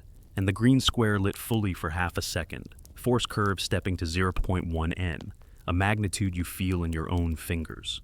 Contact? The pilot asked, keen. Water, I said, too fast. Log the step. Call it turbulence along the claw. He wrote that, because words need a coat to go out in public. We recovered slow. On deck time rituals demagnetize minds. Weep check, vacuum hold. Bathymetry put away because it has nothing to say about 105 meters. Labels aligned, black box SD cloned. The pack had behaved like a citizen. The recorder blinked its bedside patience. The hull's knock was true again, though I didn't let the relief show. In the lab, our tech had the GC traces from the pour water vials lined up. I didn't let myself draw conclusions, but my eyes betrayed me. The headspace over the pinch from the lane's morning end showed a hair more of a light fraction than the earlier samples, something in the C5, C6 range. Trace, not a headline. Bottle noise maybe, the tech said, or deck air. Maybe, I said, polite to the word that had earned its keep today. I asked for duplicate runs and a blank. Back in control, I wrote the layer lane as bullets. Thermocline traverse at 105 revealed timing couplings. Blink miss sip, pre-turns. Persistent but softer. Altimeter ghosts without reflector. Transient shadow behavior. Micro-float hesitation despite neutral buoyancy. Manipulator contact flicker and fluid only. Force ripple. Encoder micro twitch with roll reversal. ADCP shear small but braided. Tether tactile skull tile skitter unassigned. Sensory, faint clean metal note in control during blink miss windows. Subsided outside them. I stopped my pen there, not because I'd run out of things to say, but because the page had begun to tilt toward a claim it couldn't carry. The deep listens. The layer felt like a place where listening grows thick. Sound bends. Time shares edges. Small decisions arrive half a second early and wait for us to catch up. That is not a statement for a report. It is a sentence I will copy into a private notebook and read later, in a different house. Evening edged in. The captain asked for a plan that minded fuel and dignity. I gave him one. A last light shelf pass to close our grid, pucks to 3, night drift with ears open, and ROV sleeping in its cradle, dawn deepening if weather stayed with us. He nodded and tapped the paper. "Run it," he said. Orders cleared their throats. Instruments looked at me with their usual welcome blankness. I put my palm on the fair lead as we coiled the last loose loops of umbilical on deck and felt only rope, clean and obedient. In my bunk, the hull knocked on time. I let it count me down to where sleep lives. Between 2 knocks, I thought of our little float pausing mid-water with nothing to push against, and how a hand can hold air if it decides to. When sleep came, it arrived like a layer, a step down, a room where everything slows, and a sense, unearned perhaps, that something on the other side of that quiet had noticed we were there. Our recap. We ran a hands-on thermocline traverse at 105 sols. Timing couplings persisted but softened. Missed recorder blinks still lined up with battery micro sips and tiny gimbal pre-turns. The altimeter returned ghosts in a layer with no hard target. A neutral microfloat hesitated as if palmed, and the manipulator's contact light flickered in fluid only. Earlier on the shelf, we'd logged faint locomotion-like impressions and 2 leaning pins. We named nothing. We kept the grid. The captain wanted a clean afternoon pass to square the data set and make the fuel math smile. I wanted something less cheerful, a full navigation sanity check, because our polite 1-meter drifts and map sulks had piled into a suspicion I couldn't keep in the quiet corner of the page. You can't drop deeper without trusting your position. Trust, like battery, is something you think you have until a gauge tells you it left early. Procedural texture steadies that dread. I called the nav huddle in control and wrote the instrument stack across the whiteboard. USBL from the ship, ultra-short baseline, for absolute fixes, DVL on the ROV, Doppler velocity log, for speed over ground, INS in the ROV body for dead reckon between fixes, altimeter for height, and the black box recorder timestamp stitching it all together. We had no LBL transponder array on this cruise. Budget. So our triangle is USBL DVL INS, with the bathymetry as referee. Test plan, I said. A box around pin 1 and pin 2, 4 legs, 50 milliseconds each, clockwise, 5-minute holds on corners. Lights at 15%.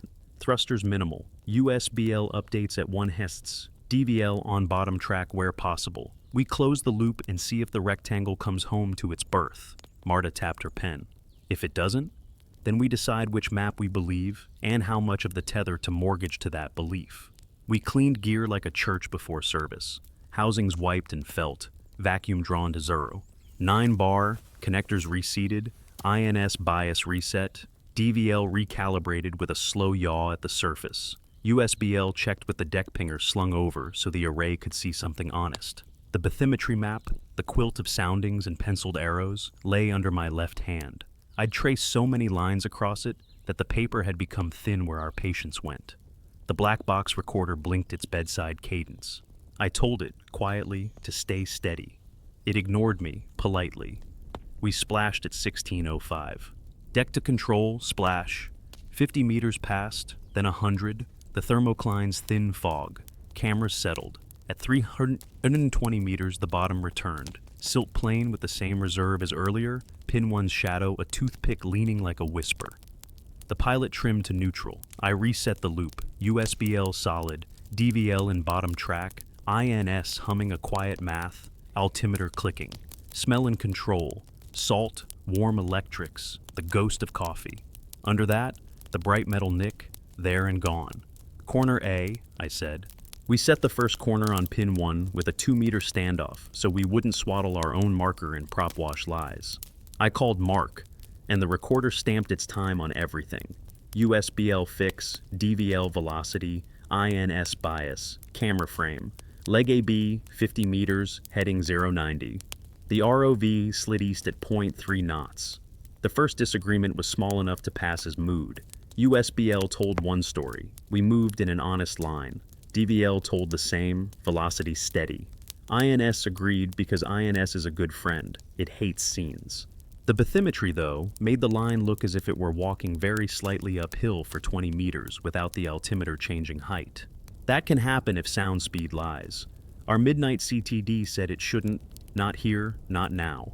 Document insert, 161722, leg, AB USBL track straight within plus 0.4 m, DVL 0.15 m/s east, INS yaw stable, altimeter constant 10.3 m, bathy indicates plus 0.7 mm slope, the not reflected in altimeter, end insert. At corner B mark, I asked for a 5-minute hold. DVL dropped to near zero and flickered as it listened for ground. The plane was glassed over too gently for perfect bottom track. USBL settled with small tidal wander, as expected. The INS drew a tiny spiral, the kind any hold will make. The black box recorder blinked, then missed. The sled took its 1-second sip. The gimbal pre-turned 0.2 degrees to starboard, toward where pin 2 would be if the rectangle we'd promised ourselves existed. Leg BC, I said. We steered south, heading 80 for 50 minutes to Durham. The map's quiet rebellion sharpened. Over 10 seconds, USBL and DVL agreed on a drift slightly to starboard we weren't commanding. The pilot put in a whisper of left stick. DVL corrected. USBL stubbornly showed the drift persisted. The bathymetry said the silt texture should shift at 30 milliseconds, where a patch of granular coarser particles lived. The camera saw that texture 2 seconds before the dead reckon predicted it, as if the bottom had stepped toward us an inch. The altimeter did not blink. The hole's knock arrived late, and then early over 2 beats, and forgave us. My left thumb pressed the map's corner until the paper complained. Did the captain jog? The pilot asked. I called up the ship's log. Engine RPM, bow thruster, helm. All steady. The ocean did not need the ship's help to be itself today. By corner seabound mark, our rectangle had rotated a degree and shrunk by 0.5 meter in USBL space, while the INS insisted our little box was true and right-angled. I held the two on split screens and felt like a parent listening to siblings explain why both are correct about the last piece of bread. The recorder blinked. The tether under my palm hummed a skitter that fit neither swell nor plot, then quit like a thought you decide not to have. Leg CD, I said. West 50 m. This leg should have carried us back under our earlier transects and near where the faint diagonal pairs had lived. It did, and it didn't. The cameras caught a handful of those politely paired impressions, then a combing. DVL kept a steady westing. INS traced its neat line.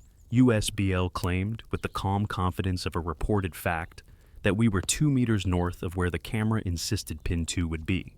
We arrived at corner D and held. No pin in frame. I took a breath and told the pilot to yaw a gentle arc.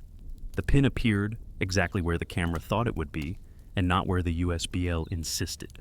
The angle of its lean matched earlier, as if it had never met my impatience. Mark, I said, and wrote 2 marks on paper, one at USBL D, one at camera D. They were old friends who had stopped writing to each other. Document insert, 163855. Corner D, USBL fix differs from visually confirmed. Pin 2 by 2.3 north. DVL INS dead reckon closure error, 0.5 m.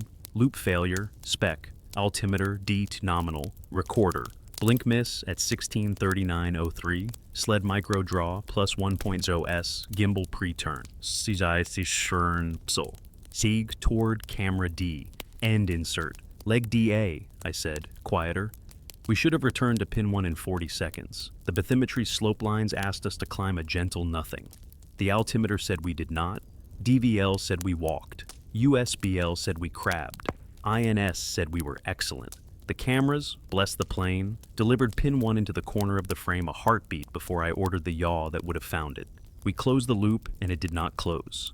In USBL space, our rectangles start and end missed by 2.1 meters, outside the boring error I wanted. In INS space, our loop overlapped like a textbook. In the camera, the 2 pins stood where we asked them to be, leaning in the same shy way, shadows the same length. The bathymetry sulked by a meter whenever it could make that small decision in private. I ordered a second loop rotated 30 degrees because stubbornness is a method if you write it politely.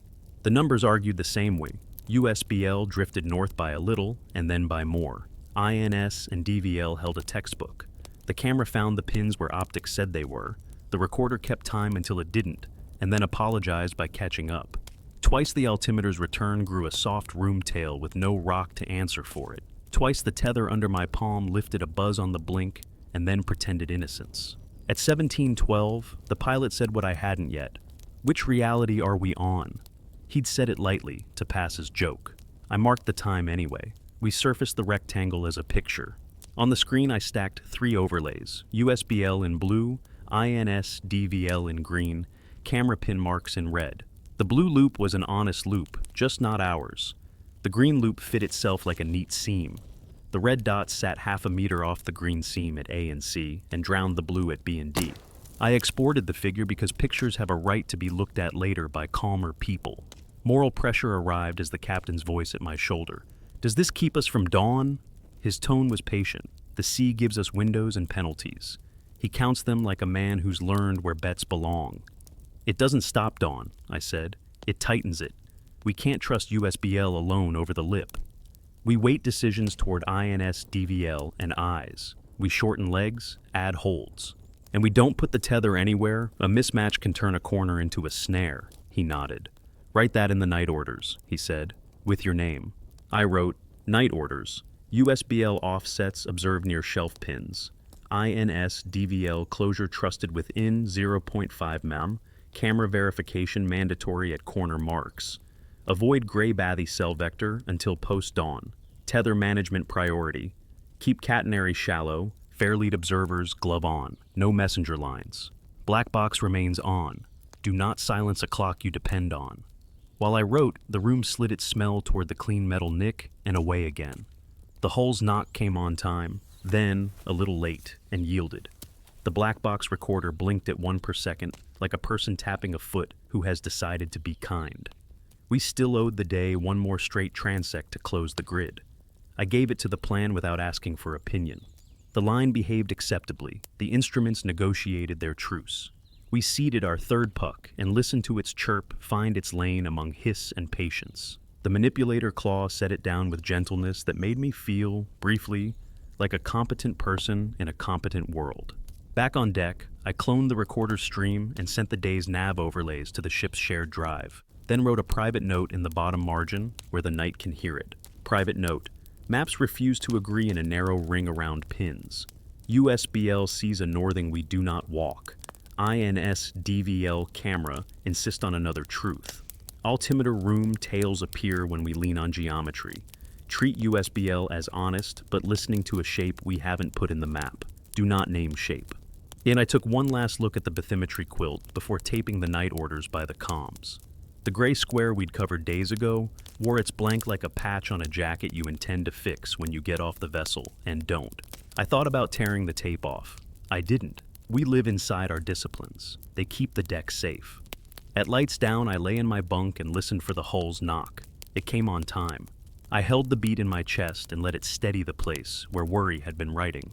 Before sleep found me, a small thought tapped once without volume. If 2 maps refuse to agree, perhaps they both describe a room with corners we have not yet learned how to draw. Recap. Our rectangle test around the 2 leaning pins broke faith with navigation.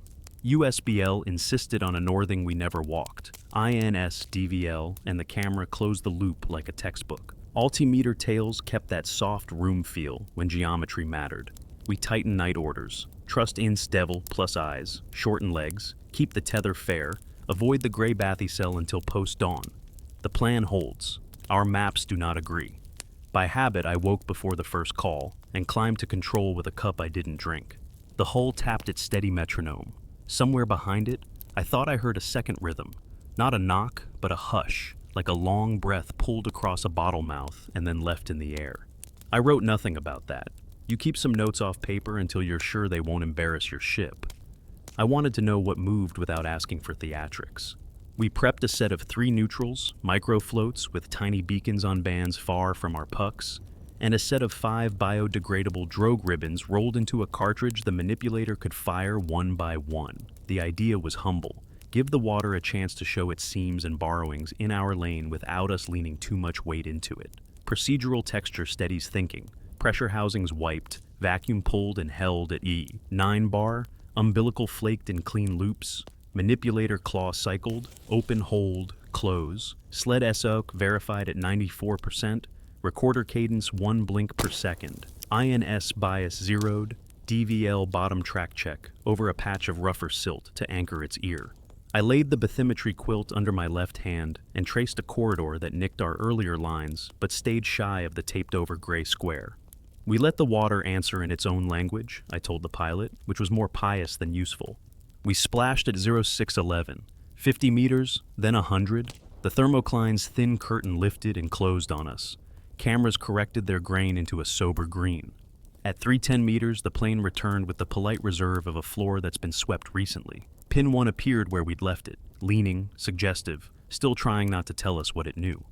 The pilot trimmed us to a hover 10 meters above bottom. Thrusters idled. The ROV breathed its little math in place. Float 1, I said. The manipulator presented the cradle, and the pilot thumbed the release.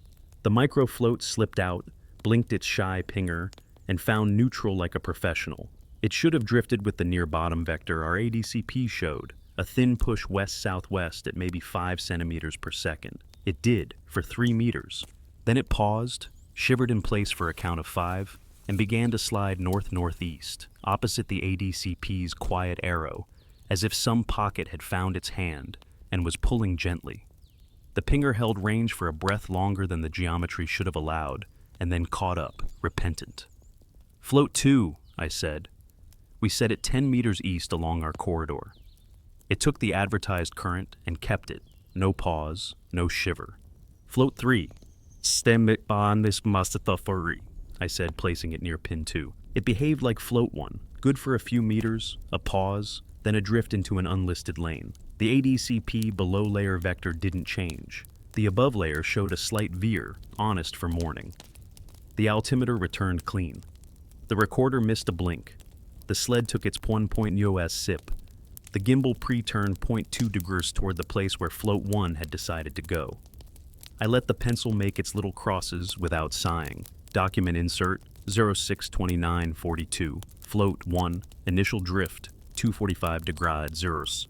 Aero 5Ms. ADCP consistent. Pause. 45S. Subsequent drift 030D at 0.04 mems. ADCP inconsistent. Float 2, steady 245 dig. Float 3, behavior matches. Float 1 near pin 2. Recorder blink miss at 063003. Sled micro draw plus 1.0s. Gimbal pre-turn plus 0.2 dig. End insert. I had the pilot ease forward to the spot where float 1 had paused. Nothing in the camera but fine silt breathing with our downwash. Drogue ribbons, I said, and he thumbed the cartridge. A strip of pale film uncoiled and settled to a gentle arc. For a time, it acted like physics you could show a student, bent along the ADCP's arrow, flutter steady, its angle telling a tidy story about shear. Then, at the second mark I'd scrawled on my kneeboard, the ribbon lifted off bottom against its own weight and slid in a line that matched float 1's second drift, leaving the rest of its length still answering the first current. The ribbon split its loyalties cleanly. The foot obeyed the map. The head went to see about a rumor. The manipulator claw, asleep inboard, clicked its contact light for a half beat and then thought better of it. Is that eddy enough? The pilot asked, almost hopeful. He wanted a word he could hold. It's a borrowing, I said. Something took a little of our current and used it sideways. We laid 2 more ribbons at offsets and watched them stage the same quiet play. Honest drift, a pause as if asked a polite question, then a second motion along a vector that owned no arrow on our screens. No big tug, no drama, just small coins disappearing from a purse you thought you had counted. The tether under my palm did nothing I could blame, then a featherlight buzz exactly on a recorder blink, then clean. Whole knock on time, then late, then forgiven. To make the picture less a metaphor, I had the pilot fly a ladder, short rungs across the corridor at 5-meter spacing, pausing at each to let the ribbons and floats choose their allegiances. ADCP numbers drew a modest braid, consistent in its inconsistency. The beacons painted a slower, more certain map, one where the borrowed path persisted exactly where our pins leaned and where our rectangle had refused to close. I stacked the pings over a bathymetry tile the way a tailor pins a pattern to cloth. The fit was unnerving in how gently it asked to be believed. The altimeter contributed its own little sermon. At 3 of the holds it returned a split, short, long, with the long tail soft against nothing, the room tone we'd begun to know. The split timed within a second of the recorder's skip, not always, but enough to set columns of crosses on my paper. Twice the DVL bottom track hiccuped for a breath, as if the ground had nodded, and then remembered to be stubborn. INS soldiered on, blessed, because its job is to insist the boat is one piece. "Let's try a contact," I said, unable to leave the little stage alone. The pilot extended the manipulator to the base of pin 1's lean, beside, not on, and lowered the pads until they nearly kissed the silt. The green square flickered and then steadied on. Force curve rose as if the pads had met a fabric stretched in water, pliant, not soft, then eased off without a release event. A string plucked once, then damped. The hydrophone ticked our non-puck band, the small, polite note again, amplitude so modest I hesitated to give it ink. I gave it ink anyway. Document insert 065718. Drogue ladder, reproducible bifurcated drift near pins. Altimeter split with soft tail at 3 stations, dipsing 6.9 s. Manipulator near silt, contact without mechanical stop. Force ripple. 0.03 n, hydrophone, non-puck tick, amplitude. 0.2x baseline. End insert. The captain came in, watched the ribbons divided loyalties on the pilot cam for a long minute, then asked quietly, "Does your plan change?" "Only its margins," I said. "We keep the tether high and clean, we don't trust USBL in the ring where the borrowing lives, and we accept that the water has more than one idea about being water." He nodded without joy. "Fuel says one more shelf pass or an early deepening. You choose. Moral pressure, softened by weather." I thought of the gray square under paper tape, the rectangle that refused to close, the micro floats pausing like polite guests at a threshold. I thought of how much rope we had, and how little forgiveness the lip would offer. "One more shelf pass," I said. Short, hugging the pin's perimeter, to see if the borrowed lane stays gridded. Then we sleep the ROV and drift with the pucks. Dawn decides if we go over. We flew the perimeter like suturing a wound. The beacons reenacted their little treachery exactly where I feared and nowhere else. The ribbons split when they crossed the shadow of the borrowed lane and stayed singular elsewhere. The altimeter added 2 more room tails and then went back to being an honest ruler. The recorder blinked its bedside patience until it didn't. And when it didn't, the gimbal looked where we would have looked if we'd been less disciplined. I called that anticipatory artifact on the log and despised the phrase for earning its keep. On deck, we rinsed the ROV and set it to sleep in the cradle. Umbilical flaked under a clean tarp, fair lead greased, strain relief checked. I cloned the recorder's stream, labeled the drogue cartridge, spent a 5, and taped a new page atop the night orders. Night addendum, borrowed current ring centered on pins. Micro float pause, then drift 030 degree, drogue head deflects while tail obeys ADCP. Treat as local layer with memory, or geometry, not on bathy. USBL offsets likely where borrowing strongest. Camera inst DVL carry authority within ring. Tether to avoid downring catenary. No messenger. Glove on observers at fair lead during any hold. In the lab, the GC trace for the morning silt pinch showed that same whisper of a light fraction, a shade above the blanks and yesterday afternoons. Still not a headline, still enough to keep a person from letting go of their question. The tech looked at me over the chromatogram. "Bottle noise?" she asked. "Maybe," I said, and I meant it kindly. Then, quieter, or breath. In my bunk, I let the hull knock count the ceiling to a number that used to mean comfort to me. Between 2 knocks, I pictured a narrow lane in water, a corridor the maps hadn't been taught to show, borrowing motion and time the way a tide borrows a moon's attention. The deep listens. Today it felt as if it also lent, and then asked for a little back. I closed my eyes and saw the drogue ribbon's head sliding one way while the tail kept faith. We had cut a line yesterday to buy quiet. Today the water cut its own and charged us a coin so small we could only hear it by listening for rooms and echoes. Recap. The shelf has a borrowed lane, microfloats pause, then drift along a vector the ADCP doesn't own, and drogue ribbons split their loyalties where our leaning pins live. USBL drifts north in that ring, while INS, DVL, and the camera close clean loops. Altimeter returns grow a soft, room tail at those stations. We tighten night orders and put the ROV to sleep, planning a dawn decision. The ship went to its night voice. Footfalls padded, doors caught before latches could speak. The galley's hum muffled under towels. In control, the screen's dim to the palette that forgives eyes. I meant to write a plain night memo and sleep, but the recorder's clone stream waited under a file name I couldn't ignore. 2403 deep shelf run 5 stack.mule. I built a new review, blind first, number second. I stripped the pilot cam and overlaid only clocks, ship time, recorder time, INS, ticks, so I couldn't be seduced by pictures. Then I drew hash marks at every missed blink from the last 2 days and told the software to align the world to those. If this was coincidence dressed as personality, it would fall apart under a straight edge.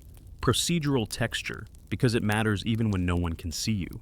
I pulled the ROV's pressure housings list and verified the recorder's power feed shares with the IMU and gimbal encoder through a clean regulator. I checked that the hydrophone taps the spare input isolated by an opto.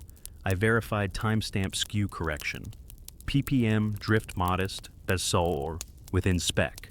I opened the bench drawer and slid the anti-static strap over my wrist, because you don't ask gremlins to move chairs for you by touching bare boards at midnight. Play. Missed Blinky 1, sled sips at pull 1.0s, yes. Encoder pre-turn plus 0.3D, yes. E2, same family, softer. E3, the hydrophone hiss rises a shade, then returns. E4, altimeter deet adds a hundredth and gives back another. The pattern was there but narrow. I wanted something that would let me look a deckhand in the eye and say I hadn't been seeing faces in stucco. I asked the software for a different stack. Subtract an equal span just before each miss from the span just after, then sum across all misses. It's a crude ear. If there's a persistent whisper, the sum leans in that direction. The waveform that resulted wasn't dramatic. It was a valley with a ledge, a 5-cycle dip around 3. 2 keyheads, the same sullen corner our non-puck ticks kept touching, laid over a shallower trough at a lower band the ship's hull mutters in. I printed nothing. I wrote a line. Stacked post-miss spectral dip around 3.2 kHz. Amplitude 0.1x baseline, persists over 23 events. The number made the case more than the adjective. Marta patted in, hair netted, meter still looped around her wrist like a superstition. "You're not sleeping," she said, gentle. "Neither are you," I said, and slid the headphones across. "Tell me if I'm inventing." She listened the way a tech listens, chin still, breath held at the top so the body won't step on the sound. "There's a hush where hiss should be," she said at last. Like someone put a hand over a mouth. She winced at how that sounded in a log. Or like the recorder stops hearing its own noise for a beat. "Electrical?" I asked. "Regulator burping? Reference drifting?" "Then it would show at other times too," she said, and ran a knuckle along the desk edge. "Unless the blink itself shakes the tree." We looked at the schematic together, traced power and ground. The black box recorder is deliberately simple. No magic clocks, no features you can't name in a sentence. Simplicity had not bought us immunity. Document insert 004112. Different stack across 23, blink miss windows shows repeat spectral depression centered. 3.2 kHz 10% baseline. Width 100 Hz. Mild trough also at 2040 Hz. Hull window. Effect not present in control stacks offset plus 30 sandies from events. End insert. I built a second test, the one I'd avoided because superstition wears a lab coat at sea. "Let's see if the whisper is in the room," I said. We took the clone stream and inverted one channel's time around each miss so that anything symmetrical around the skip would cancel and anything offset would not. It's a parlor trick. Sometimes the sea will let you get away with it. The resulting envelope popped tiny teeth at 1.0s, 2.0s, and 3.0s after misses. Exact, neat seconds, smaller each step. Our sled sips arrived at 1.0s. The 2-second tooth annoyed me by its ambition. Marta frowned. "That looks too pretty," she said. "Pretty is usually a lie." "Agreed," I said. "We try to break it." We took the live recorder offline, not cut, not silenced, just unplugged from the ROV and powered from a bench supply in its pressure tube, with the end cap off, 3 meters from the ROV racks. We wrapped a sloppy Faraday shawl of copper mesh around the tube and grounded it to the rack. Ugly shield, but honest. The hydrophone stayed on its own cable to the DAQ with its ground referenced elsewhere. If we were chasing an EMI ghost, this would either calm it or teach it new songs. "Bench log," I said. "No water, no umbilical, no hull.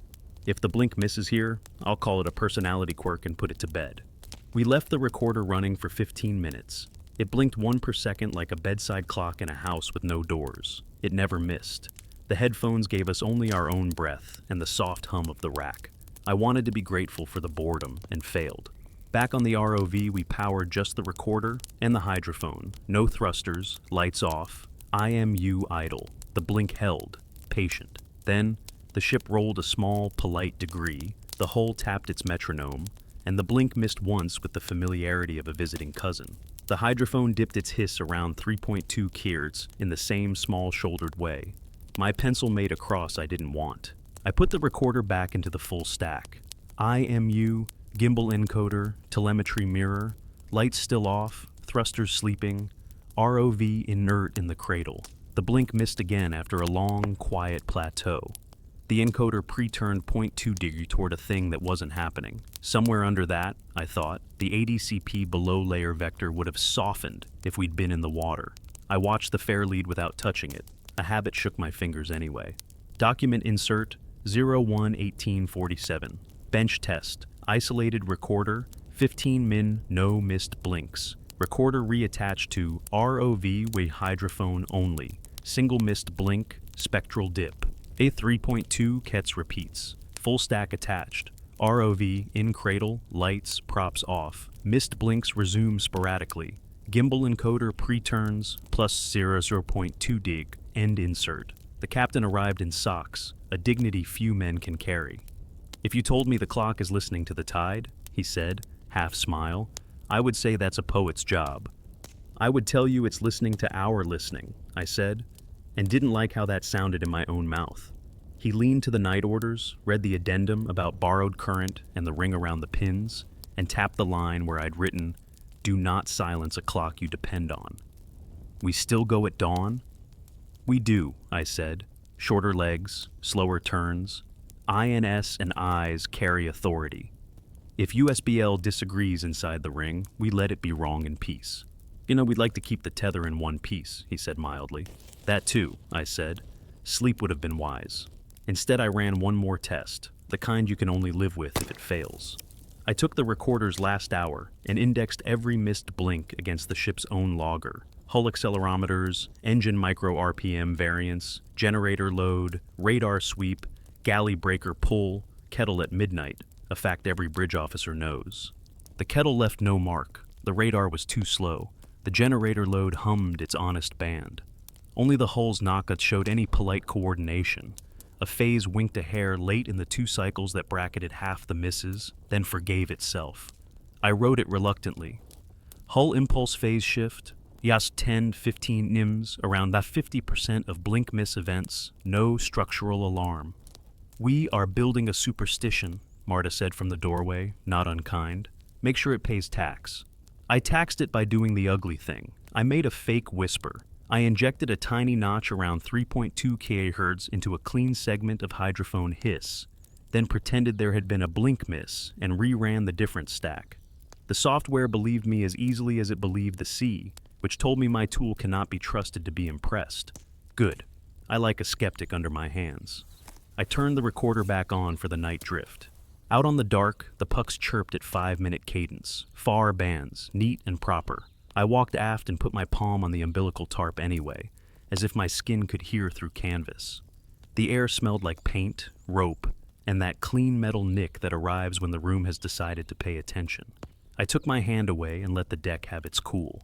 In control, I wrote the dawn page. Bathymetry quilt, under the left hand, pencil sharpened to a hair. Dawn shelf, lip scout, I titled it, because deepening was too proud for what I intended. Legs, 2 short advances toward the lip with 5-minute holds at each. INS DVL primary, camera confirms. USBL advisory only. Manipulator claw stowed, lights 15%. Black box recorder stays on. If blink miss clustering intensifies beyond a simple ladder, we retreat 1 leg and reassess. Tether management, high catenary, fair lead glove on, no messenger. Abort on any unassigned altimeter tail, wider than 0.10 us, or DVL bottom track loss, 2 SA inside the ring. I signed my name, printed, and taped the page above the comms.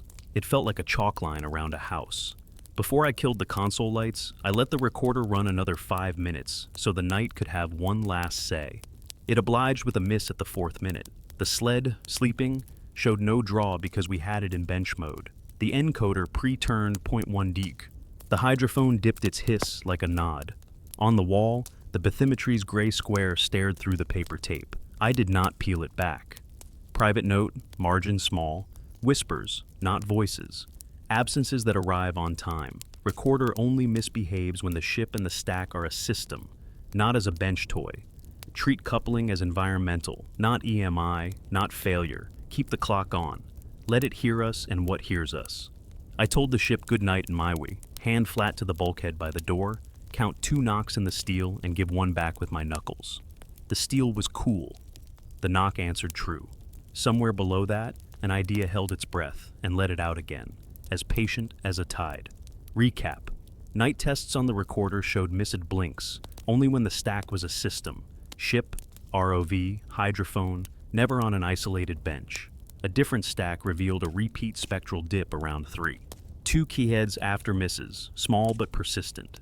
On the shelf, drogue ribbons split their loyalties in a borrowed lane near our leaning pins.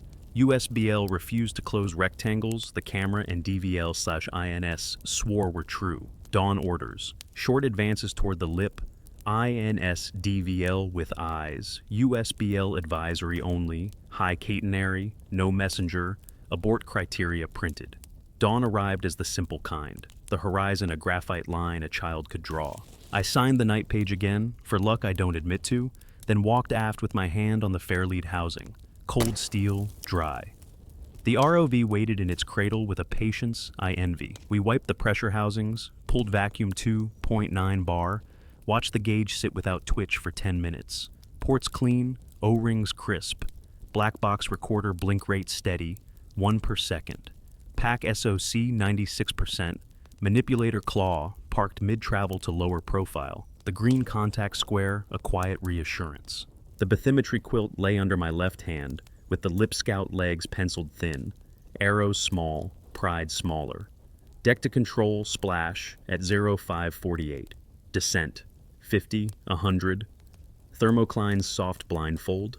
Cameras settled from the day's first indecision into working green. At 310 meters, the plane returned. Pins in frame on the way past. Still leaning, still unwilling to confess.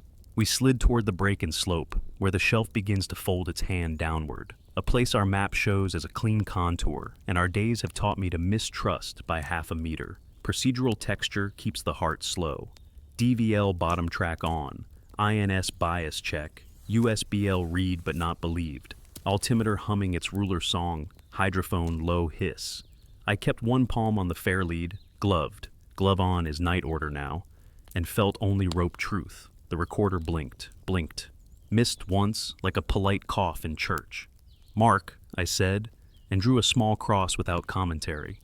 The lip announced itself the way doors do in old houses, first by a draft, then by a change in sound.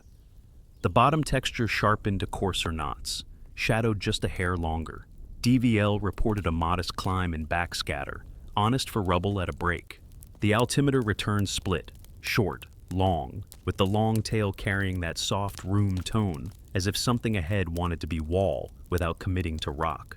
The pilot took us off thrust to idle and let us ease to the first hold waypoint, 10 meters shy of the steep. Hold A, I said. 5 minutes. Lights, 15%. The hull's knock found a longer echo, not louder, just lengthened, as if the ship had grown a room under itself.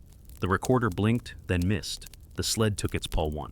0S sip. The gimbal pre-turned 0.3 degree toward the darker part of the frame where the slope fell away. The tether under my palm stayed quiet, then gave a feather buzz on the miss and stilled. I wrote instead of thinking. Document insert 055918. Hold A. Pre-lip 10 mar standoff. Altimeter D split. D plus 08S soft tail. Recorder blink miss. Sled micro draw plus 1.0 S. Gimbal pre-turn plus 0.3 deg. DVL bottom track stable. USBL offset north plus 1.9 me advisory. End insert. Advance 5, I said. The pilot touched thrust with a surgeon's patience. We crept to the line I'd drawn thin. The bathymetry's contour behaved on paper and then sulked by a meter on the live trace. We let ENS DVL call the truth and held to it. The cameras tilted down into the first meters of the fall. Silt sloughed in slow curtains from stilled plumes we hadn't made. My tongue found that bright metal nick of taste, and I wasn't proud of noticing. "Hold B," I said. Another 5-minute stand. ADCP below layer vector softened. Above layer freshened. 2 small arrows disagreeing. The hydrophone hiss dipped around 3.2 keys, not like a note, more like silence choosing a frequency. The recorder missed, then behaved, then missed again with the perverse courtesy of a guest who insists on knocking before entering a room you forgot you'd invited them into. To keep us from listening too hard to metaphors, I ordered a simple chore. Touch nothing, claw to half travel, hold. Confirm contact light stays dark. The manipulator eased out, pads parted. The green square flickered once and then remembered itself, off. The force channel registered 3N ripple, the same polite nowhere we'd logged at the layer, then went to flat. "Stow," I said.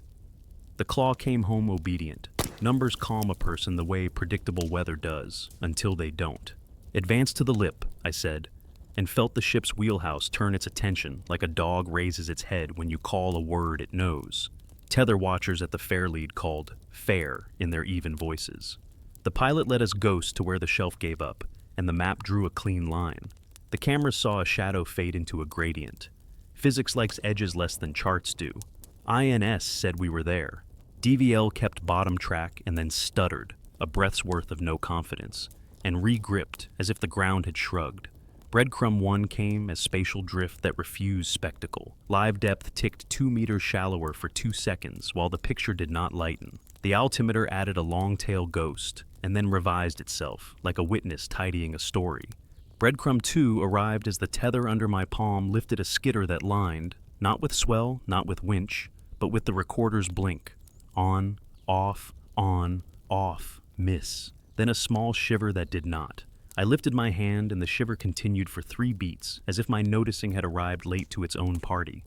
"Abort criteria?" Marta asked softly. "Not met," I said. "We haven't lost bottom track for 2 seconds, and the altimeter tail is under 12 hundredths. We stay 5 minutes, then back 1.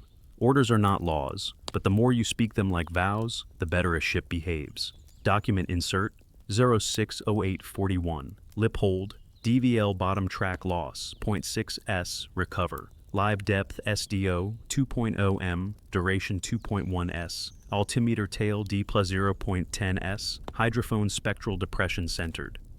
3.2 kits persists, 4s post miss. USBL advisory, off by plus 2.4 man northing, end insert. The pressure housings creaked through the frame in the way metal does when the water around it remembers numbers. Not strain, just talk. The recorder blinked, missed, once, twice, with a long humility, and the gimbal pre-turned 0.4 degrees into the downslope as if it agreeing with an argument we hadn't made aloud. The Hull's knock arrived late and then early and settled, embarrassed to have shown us it's working. "Back 1, I said. The pilot eased thrust astern, the ROV drifted in a patience we love in machines. A faint veil of silt rose from below, not from us, no roll in the IMU, no thruster lick, and climbed a hand's breadth past the lens, then forgot to fall for a beat before it did, as if pressured air had pushed and changed its mind. My pencil drew a circle around the time without a word. We held it B again. The altimeter stopped pretending to hear rooms and returned to being a ruler. DVL steadied. INS looked like a good friend. USBL continued to report a northing we were not walking. I exhaled in a way I pretend not to do on comms. "I want one more small look," I said, breaking the sheet's humility.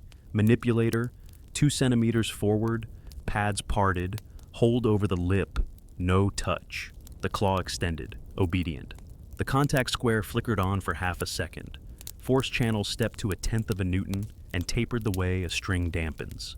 The pilot didn't breathe, neither did I. When the pads came home, the hydrophone gave a single tick, not ours. Amplitude barely ink-worthy, but the kind that lives in columns if you let it. Moral pressure pressed back. Time, fuel, promises made in offices far from this water. "Return to A, sir. Dintre," I said, and the pilot did. On the way, The bathymetry and live depth kissed for a whole minute, reconciled. Then, near the pin's latitude, they parted by a meter and rejoined like a couple careful of company. The tether watchers called fair. The fair lead under my palm behaved like rope. The recorder blinked, missed, apologized by behaving long enough to earn lunch. We recovered to the pre-lip. The captain stood behind me and watched the plot without touching it. "You bought what you needed?" he asked. "I bought enough not to lie tonight," I said. The price was small coins. 5-minute holds, nerves asked to sit quietly in their chairs, a manipulator that remembered something it couldn't hold. In control, I wrote the calm words the ship deserves. Lip scout completed per plan, DVL, INS authority preserved. USBL advisory office persist. Plus 2 to 3 meter north. Abort not triggered. DVL loss. 2 SIN altimeter tail, A 0.1 S. Recorder blink miss events clustered near holds. Hydrophone spectral depression. 3.2 kits repeats after misses. Tether tactile consistent with blink windows, but within acceptable. Fair lead glove on watchers report no anomalous sweep. Recommendation, postpone overlip advance until afternoon. After one more shelf rectangle to verify closure. Keep catenary high, no messenger, manipulator stowed during any edge hold. I added the line I did not want to. Pressure at the door. It read like an indulgence. I left it anyway and initialed it. So if the grant monitor ever asks, the responsibility knows my handwriting. We set the ROV to neutral depth just above the thermocline and let it hang on tether for an hour while the pucks listened. Routine rinsed the fear from my hands. Housings checked, labels squared, bathymetry quilt folded and unfolded. The room's smell slid toward that clean metal nick and away again, as if the air itself was learning our cadence and becoming polite.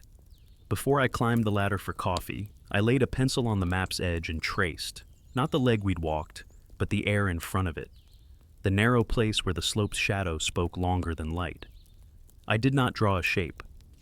I wrote a small note no one else needs.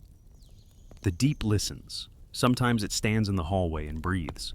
On deck, the day had become obvious. White light, compact swell, wind a low argument. The hull knocked on time. The black box recorder blinked its bedside patience.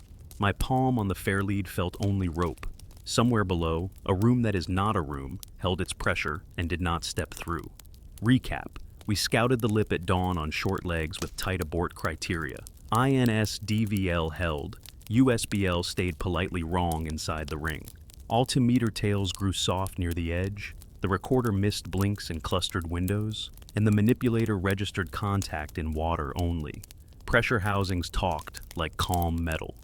We postponed going over. By midday, the light flattened, and the wind forgot its arguments. The captain asked for a conservative afternoon rectangle to keep our grid respectable. I agreed, with a condition. We would carry a light test, no more lumens than a library, PWM stepped in a dull ladder, and logs tied to the recorder's beat. We'd been treating light like scenery. Today it would be a metronome with a notebook. Procedural texture steadies hands, housings wiped and felt for weeps. Vacuum pulled to 0.9 bar and held 10 minutes. D0. 0. Ports cleaned, umbilical flaked, manipulator claw cycled, open hold, close, black box recorder cadence checked, 1 blink per second, DVL bottom track verified over a scrap of coarser silt. INS bias reset, hydrophone baseline hisses noted. I pulled the bathymetry quilt under my left hand and penciled a rectangle offset from the pins, 50 meters on a side, rotated to dodge the gray cell's impatience. Light program, I told the pilot. 15%, then 25, then 15, each step 1 minute, loop for the leg. PWM logged at each change against the blink.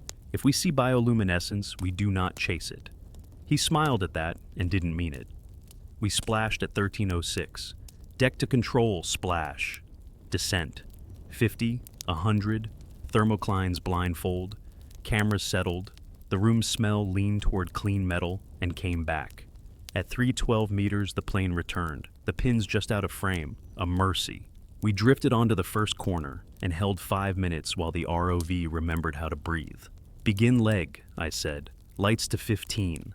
The silt accepted the dim like an old photograph accepts a thumbprint. For 30 seconds, nothing learned our name. At 40, the first scattered grains of light, modest micro-flashes, pricked the edge of our forward cam, the way plankton do when a hull tells a story too loud. Except we were idling, and the flashes arrived not in a wash, but single, then double, then single again. The pilot glanced at me. I nodded once and kept my pen moving. "Step," I said at the minute mark. "Lights to 25.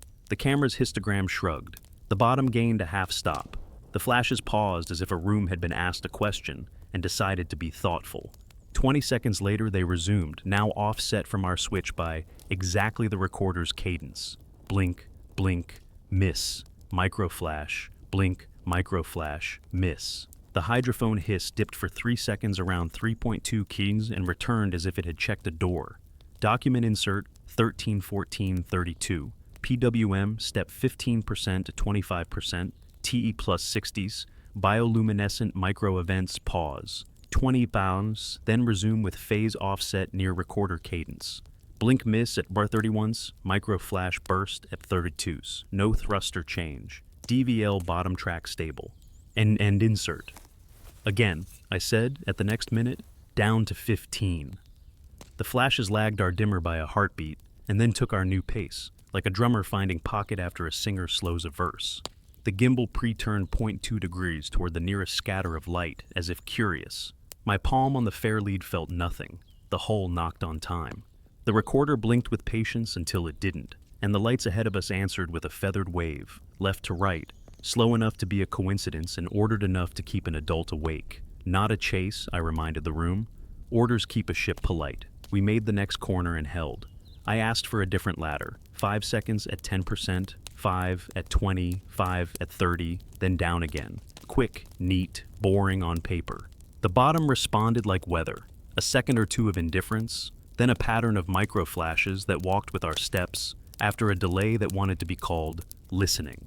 The altimeter grew a soft tail, DW06S, on the second upstep and forgot it on the way down. The hydrophone scribbled its small depression where it always did. DVL acted like a citizen. USBL insisted we were a meter north of our own camera. Write the sequence, I told myself aloud, as if naming the work would keep me from reaching for drama. Light up, pause, recorder miss, flashes align, light down, pause, align, shifts. To keep us from asking the sea-leading questions, I put us back on the rectangle, leg 2. We repeated the ladder, this time on a different heading. The flashes came later, as if distance mattered inside water we thought was uniform. The gimbal took its little throat clears earlier, by a hair.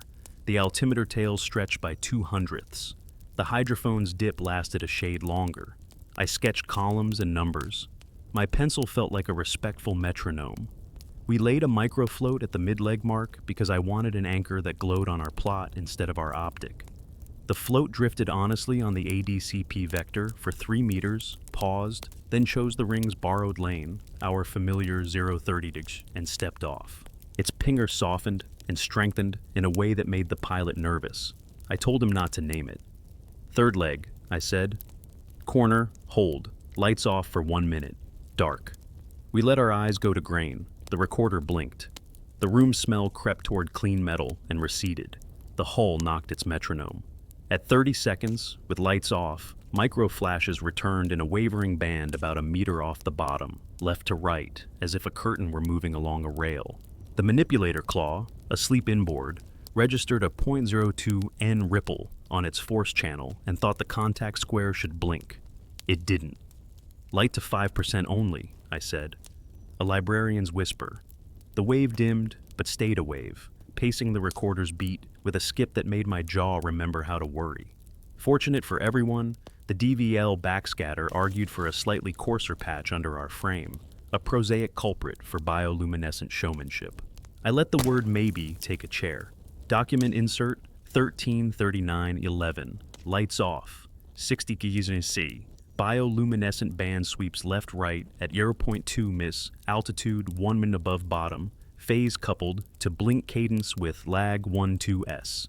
Force channel, micro ripple 0.02 N. Contact light abstains.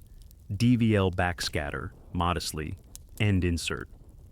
On the fourth leg I gave the sea a test I could forgive myself for.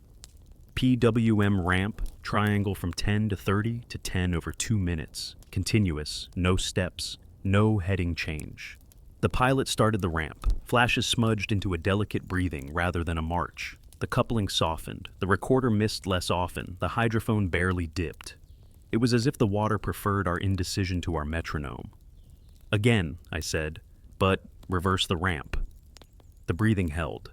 A single microburst sparked when we crossed 20% on the way down. Then, nothing tidy.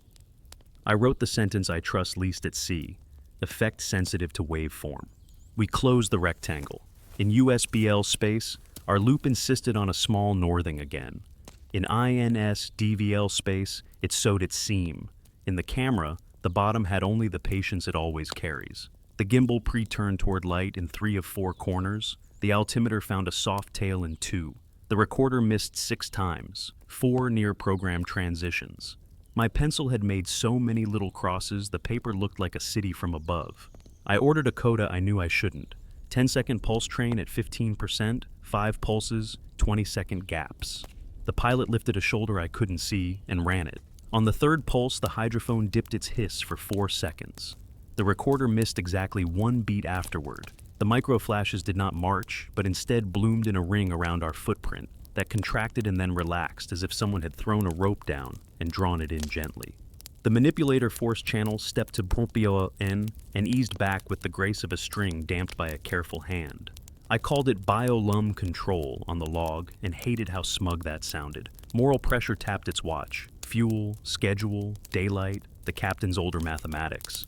One more hold, I bargained with myself, and gave the pilot a tiny deviation. 3 meters toward the pins, lights steady at 20. The flashes settled into a low, regular shimmer, like distant plankton in a harbor where nobody rows. The recorder blinked true for a full minute, then missed once. The shimmer grew a faint seam across it, dim line where microdots did not appear, and that seam drifted slowly along our heading until it left the frame. The altimeter tail hovered at 12C. The tether under my palm felt like nothing at all, which is my favorite rope. We climbed. On deck, routine rinsed the story off. Weep check, vacuum hold, labels straight, clones of the recorder's stream. Pack SOC healthy. Pressure housings talked their dull bell note when I tapped them with my wrench. The room smell went back to paint and kitchen heat, and the little electric breath of racks working. At the analyst station, I stacked the pummy log against blink marks and flash counts. The pilot, saint that he is, had been ticking them on a pad. The columns didn't shout, they swayed together. We ran a quick periodogram on the flash counts. A trivial ridge climbed near 1 hertz, the bedside clock again, with harmonics exactly where our pulse train would have put them if we'd been trying to teach a class. I wrote the words, not causal, not proven, as ballast. Are we conducting a choir? Marta asked, tired enough to make it sound like humor and not like midnight. We're tapping a glass, I said. Something in the room likes the note, or likes that we're counting. Document insert, 142254. PWM flash coupling. Weak but repeatable alignment between light program transitions and biolum micro events after 1 ds delay. Periodic component near 1 hertz in flash counts. Power during pulse train. No thruster correlation. INS DVL closure within 0.5 merm. USBL northing persists inside ring. End insert. The captain came in and read the line I had almost not written. Lights learn a rhythm. I had tucked it in the margin where Grant eyes don't look. He glanced at me. Do they? He asked.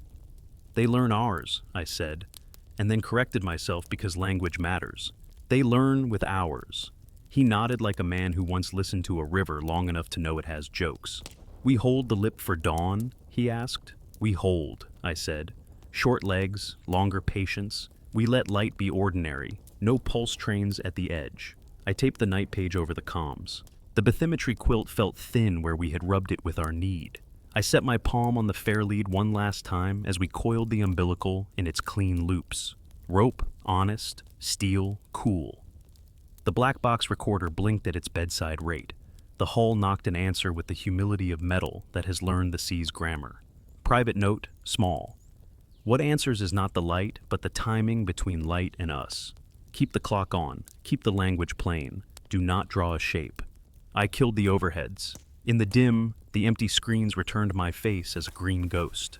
Somewhere below that, a layer we had not named breathed in a slow count. Not hours, not hours. Recap. Afternoon tests showed weak but repeatable coupling between our light steps and bioluminescent micro-flashes, most obvious after 1-2 seconds and softest when we ramped instead of pulsed. The ring around the leaning pins still borrowed current. USBL kept a small northing lie. INS DVL plus camera stayed trustworthy. At the lip we held short legs under strict aborts, altimeter room tails under point wolves, DVL losses under 2S. We postponed going over. The evening plan was modest on paper. One last shelf hold near the pins to log a calm hour for the modelers. Then we'd drift through the night and ask Dawn to be kind. I wrote the coordinates large, underlined, no light program, and added a box. Fair lead watchers glove on. The tether had behaved all afternoon. Putting its name in a box felt like tempting it. Procedural texture steadies hands. We wiped the pressure housings and pulled vacuum to 0.9 bar, 10 minutes, the 0.0. I tapped each housing with the wrench. Dull bell, honest. The manipulator claw cycled. Open, hold, close. The green contact square did nothing exhibitionist. Pack SOC 88%. The black box recorder blinked at its bedside 1 per second. The bathymetry map lay under my left hand, its paper thin where our pencils had worried it into transparency. I penciled a short T at our planned standoff, a habit from a younger job where lines and mistakes bought other people's nights. Deck to control, splash, at 1906. Descent, 50, 100. Thermocline's blindfold, cameras settled to working green. At 314 meters, the pins returned, leaning like polite conspirators. The pilot trimmed to neutral 10 meters above the plane. Thrusters idled. ADCP said the near bottom vector had softened, 2 centimeters per second, a rumor rather than a push. Hold, I said. We settled in. The hull's knock went to its patient meter. The recorder blinked, missed once after 3 minutes. The sled sipped Swan.S later with a modesty we'd learned to dislike. Nothing else declared itself. Good, I told the page. 10 minutes in, the fair lead watcher called. Fair. Another minute, fair. Their voices are a comfort when they're boring. The strain gauge on the sheave hovered where the winch math liked it. The catenary by calculation should have formed a shallow U, layback maybe 30 meters to port given our small drift. The deck cam confirmed the slack angle at the stern. Then the first breadcrumb arrived. Not a tug, not a clatter, just a geometry that refused to be the one we ordered. On the pilot cam, the umbilical showed where it entered frame as a pale arc. Over 60 seconds that arc leaned toward starboard, though the ship's drift hadn't. The layback calculation remained constant. The strain gauge never lifted, yet the visible arc insisted on drawing a curve that belonged to another ship. I pinched the bridge to stern plot between 2 fingers as if I could bend the line back with paper. The pilot, unprompted, read wind and set. Nothing new. Mark, I said, and wrote the time and a small note I did not like. Arc leans starboard without tension change. The black box recorder blinked. The hull knocked on its metronome. My palm on the fair lead felt rope with no story to tell. We ran a quiet diagnostic at our altitude. INS ticks, even. DVL bottom track, present. Altimeter, clean. 2 room tails under +6, hydrophone hiss, flat. To keep us honest, I asked the pilot to yaw 5 degrees and settle, then yaw 5 back. The ROV answered like a professional. The on-screen umbilical arc did not answer. It kept its lean towards starboard, as if the water owned a slow handwriting beneath the frame. Breadcrumb 2 came from the deck. The fair lead watcher called, light vibration, 2 beat, not swell. At the same instant the recorder missed a blink, and then missed the next, a small ladder we hadn't seen in a week. The vibration came back on a 2-beat cadence, buzz, rest, then lengthened its rest as if it were learning or listening. The strain gauge ticked up a tenth and fell back without anyone touching anything. I kept my hand off the fair lead. Glove on doesn't change what a hand will believe. Document insert, 1931-12, hold at pins. Umbilical arc in ROV frame leans starboard. 3 to 5 degree change in ship drift, layback calc, or strain. Recorder blink misses, X2, with a sled micro draws, +1. Justin fair lead observer notes 2-beat tactile vibration. altimeter tails, equals plus 0.06s, end insert. The pilot eased a centimeter of winch in, then out, a feeler. Strain read indifferent. The visible arc revised itself no faster or slower for our courtesy. I plotted the arc's lean as if it were a current vector, and it landed on the now familiar 030 dark, the borrowed lane that had taught our floats bad habits. The deck cam, at a different angle, showed the arc was not tightening. It was translating, the way a rope will, if something downrange bends the water, not the line. Claw stays stowed, I said, a reminder with teeth in it. The manipulator's role tonight was to be an unlit lamp. USBL, the pilot asked. Do we trust its mood? Advisory only, I said, and kept my eyes on ENS DVL. USBL said we'd drifted a meter north in 2 minutes. The camera, staring at sand that had not changed its mind in 1,000 years, disagreed. I said a little experiment we could afford. Winch, pay out 2 meters at 1 meter per minute. Keep thrust idle. A soft rule at the edge of the grid. Change only one thing at a time, and make that thing boring. The payout built slack where the map allowed, and should have softened the arc. Instead, the arc drew itself deeper to starboard for a count of 20, then softened, then leaned again, as if the line had found a gentle groove in a riverbed where no river lived. The fair lead watcher called, fair, then, after a beat, fair, plus. The word means, still within polite, but I want a supervisor to be awake. I was. The hull's knock arrived late then, early, and forgave itself. The recorder missed one more blink. The hydrophone dipped its hiss by a hair at 3.2 kHz. The altimeter returned one long tail at Piazzi and then went ruler straight. In my head, columns built themselves. Blink miss, 2-beat vibration, visible arc lean, northing lie on USBL, ADCP whispering nothing useful at all. To prevent superstition from winning, I asked for deck data. Take paint transfer photos on the fair lead cheeks. Look for scuff on the umbilical jacket near the last 10 meters. If the line had started to sweep, it would say so with a smear of red on orange, or with a polish mark where a jacket had been asked a favor too often. The photos came back clean, old scars, nothing fresh. The visible arc insisted on its handwriting anyway. We could have cut the hold there and called the hour done. I asked for one more small, safe change. Bring us up 2 meters, maintain position. The arc in the pilot cam flattened for a breath, as if it had been waiting to be asked to relax, then returned to its lean, still starboard, still that patient 30 degree. The fair lead watcher said, fair, then softer, plus. Winch hold, I said, no more feed. He held. The strain number smiled, the visible arc did not. The pilot, unprompted, ticked yaw 1 degree port. The gimbal pre-turned 0. 2 dindim starboard before the command again, as if all our equipment had decided on a preference when neither of us had.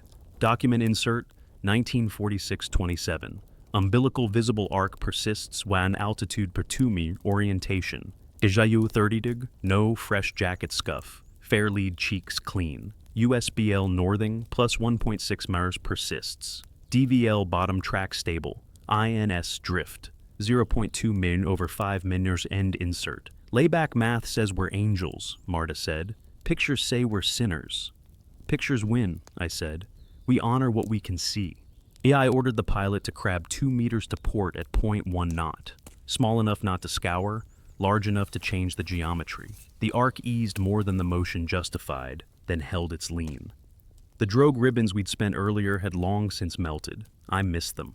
ADCP? I asked. Above layer nibble Venro 3 missed to starboard, Marta said. Below layer nothing I'd put in print. Alog the nibble, I said, and wrote it. Nibble, because I refused to call a rumor a rule.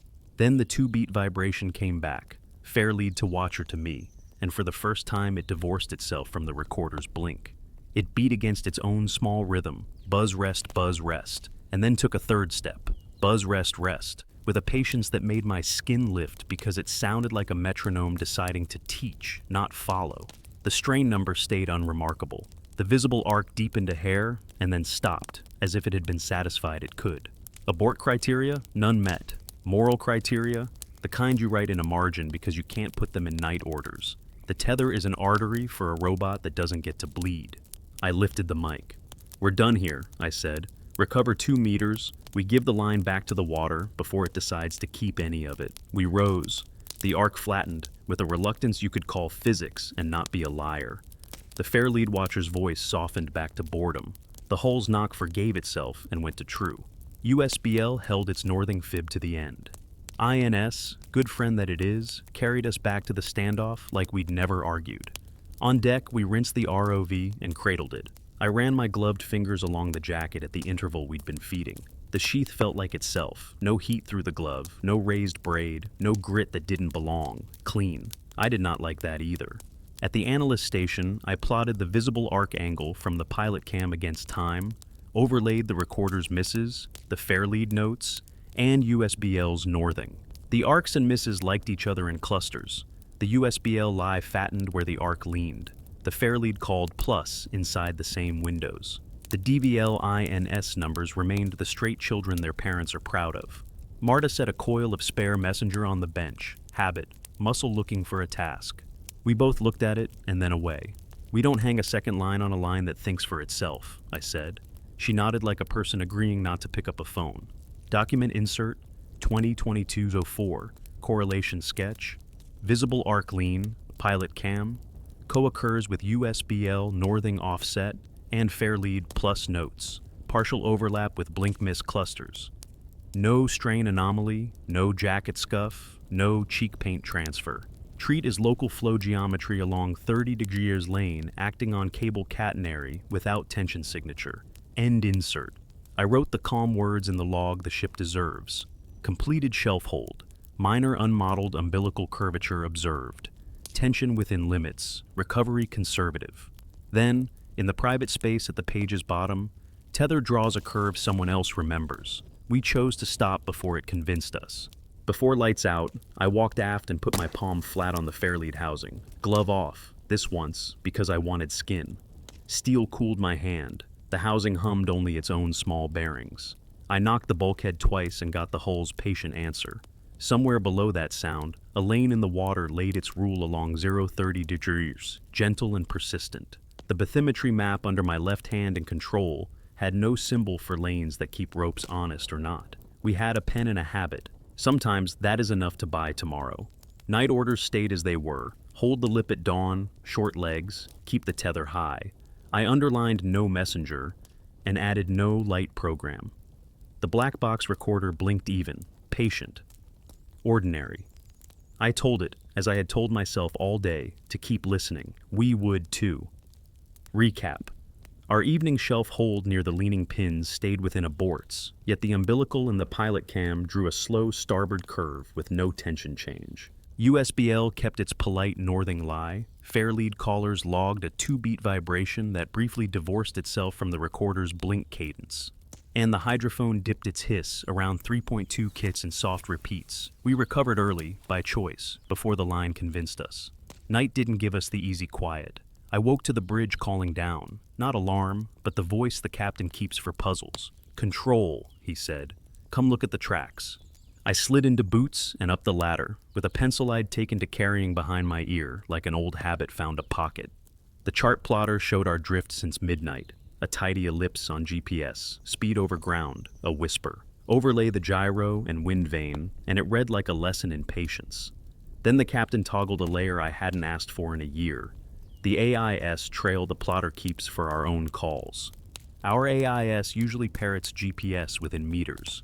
Tonight the AIS breadcrumb looped north of our GPS ellipse by 2 to 3 meters along a thin arc that favored 030 deg. The radio downlink from shore would swear we'd been elsewhere by a rowboat's length. On a commercial ship, we'd call it a nothing.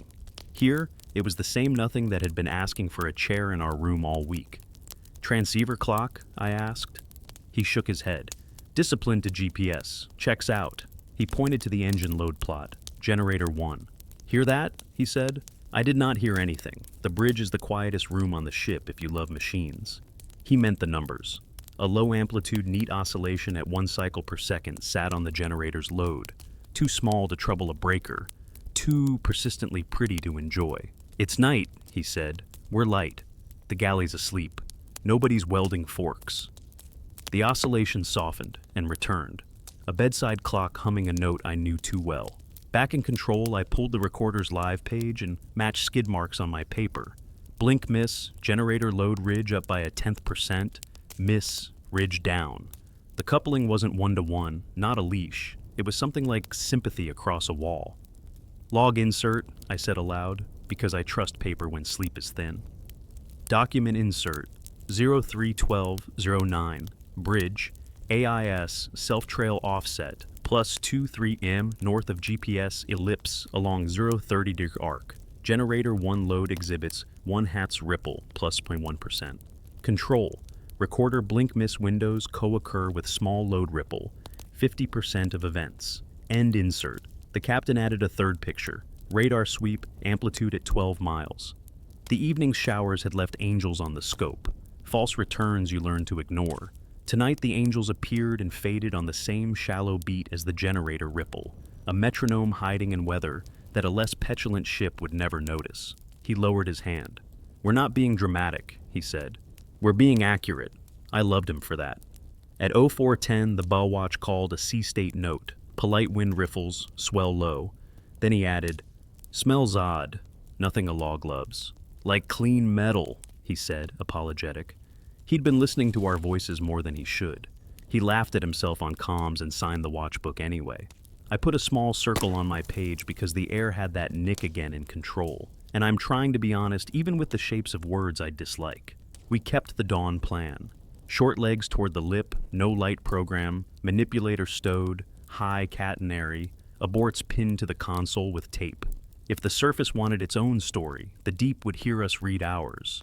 Procedural texture makes a day possible. Housings wiped, vacuum, 0.9 bar, hold 10 minutes, D0.0, ports polished, INS bias reset, DVL bottom track test over a rough patch, hydrophone baseline hiss noted, black box recorder steady at 1 blink per second. The bathymetry quilt lay under my left hand, its paper thinner than patience. Deck to control, splash, at 0546. Descent, 50, 100. Thermocline's brief blindfold, cameras settled. At 3 to 12 meters, the shelf returned, pins leaning like courteous conspirators to port. The pilot trimmed us 5 meters above bottom, more altitude than yesterday on purpose, and we walked the first leg toward the lip. Breadcrumb 1 arrived in a domain I had wanted to keep simple, the deck log. At 055714, the deck cam caught the flag at the stern lifting toward starboard on a breeze we did not have. The anemometer read almost nothing, steady from the quarter where the swell came. The flag, stubborn cloth that it is, spoke a thin starboard draft that lasted 30 seconds and died. Our GPS ellipse did not care. Our AIS breadcrumb shifted its touch toward 30 degrees and came back. On the pilot cam, the umbilical arc settled into the lean it had loved last night without adding strain. The fair lead watcher called fair, then fair, plus, then fair, the way a person clears a throat when they can't yet justify a word like concern. "Hold A," I said. We sat 5 minutes. DVL hummed like a citizen. The altimeter grew a room tail at +0.0 seats and forgave itself. Recorder blinked twice and then missed with the politeness of someone knocking on a door they own. Hydrophone dipped around 3.2 kHz, down 3 seconds, up. "Advance 3, I said. The pilot did, careful. Breadcrumb 2 arrived not from the sea, but from shore. Our email box chimed with the deliberate clunk of SATCOM catching a packet. Marta opened it on a separate screen, because discipline. "Grant monitor," she said. "Subject, USBL closure anomalies. Advise." The attached plot showed our blue rectangle from 2 days ago as if a hand had worn holes in the paper where the northing fib had been. The message was polite. "Please confirm that your baseline aligns with expected closure error. If not, suggest mitigation." "Surface says otherwise," the captain murmured, and I wrote it in the margin without irony. We answered by doing what we'd promised. A short push to the lip, then a count. The lip behaved like it had learned manners. DVL stuttered for only 0.4 seconds and recovered. Live depth drifted 2 meters shallower for 1.7 seconds and came home. Altimeter tails rested at 09S and did not lengthen. The tether under my palm gave a 2-beat vibration exactly once, then decided to be rope again. The Hull's knock arrived late, then early, then forgave itself. The recorder missed and apologized. I let my shoulders relax 1 unhelpful millimeter. Back one, I said. We eased off the slope. The umbilical arc flattened, and then leaned again to starboard with a courtesy that deserved a handshake.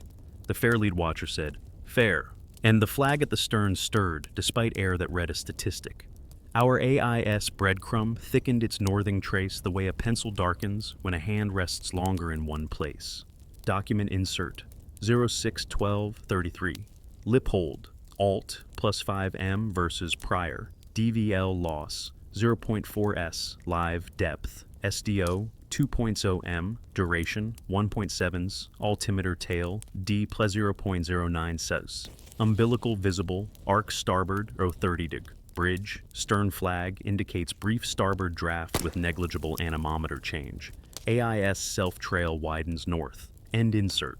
On the second leg, the pilot gave the ROV a tiny port crab, 2 meters, in case geometry wanted an ally. The cameras saw a plane that had learned our patience. Nothing exotic, only a faint combing where diagonal pairs had hinted at a walk on another day. The manipulator stayed asleep. The light level stayed ordinary. The recorder blinked and kept its dignity. "Surface wants to be a protagonist," the captain said, not unkind. "We allow cameo only. Orders keep pride small at sea." We recovered to the pre-lip and hung the vehicle neutrally at thermocline plus 5 mirrors for a listening hour while we planned the afternoon. On deck, I ran my gloved hand along the jacket again. No heat, no polish, no red from cheeks. In the lab, the tech slid me a quick overlay of yesterday's pour water GC and this morning's.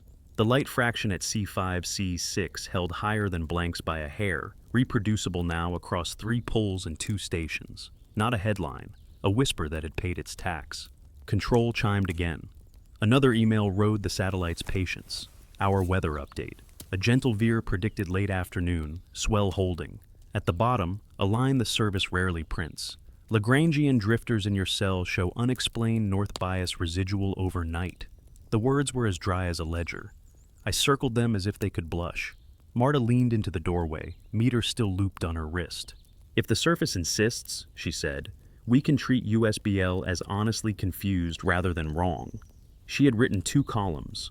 One headed listen, the other believe.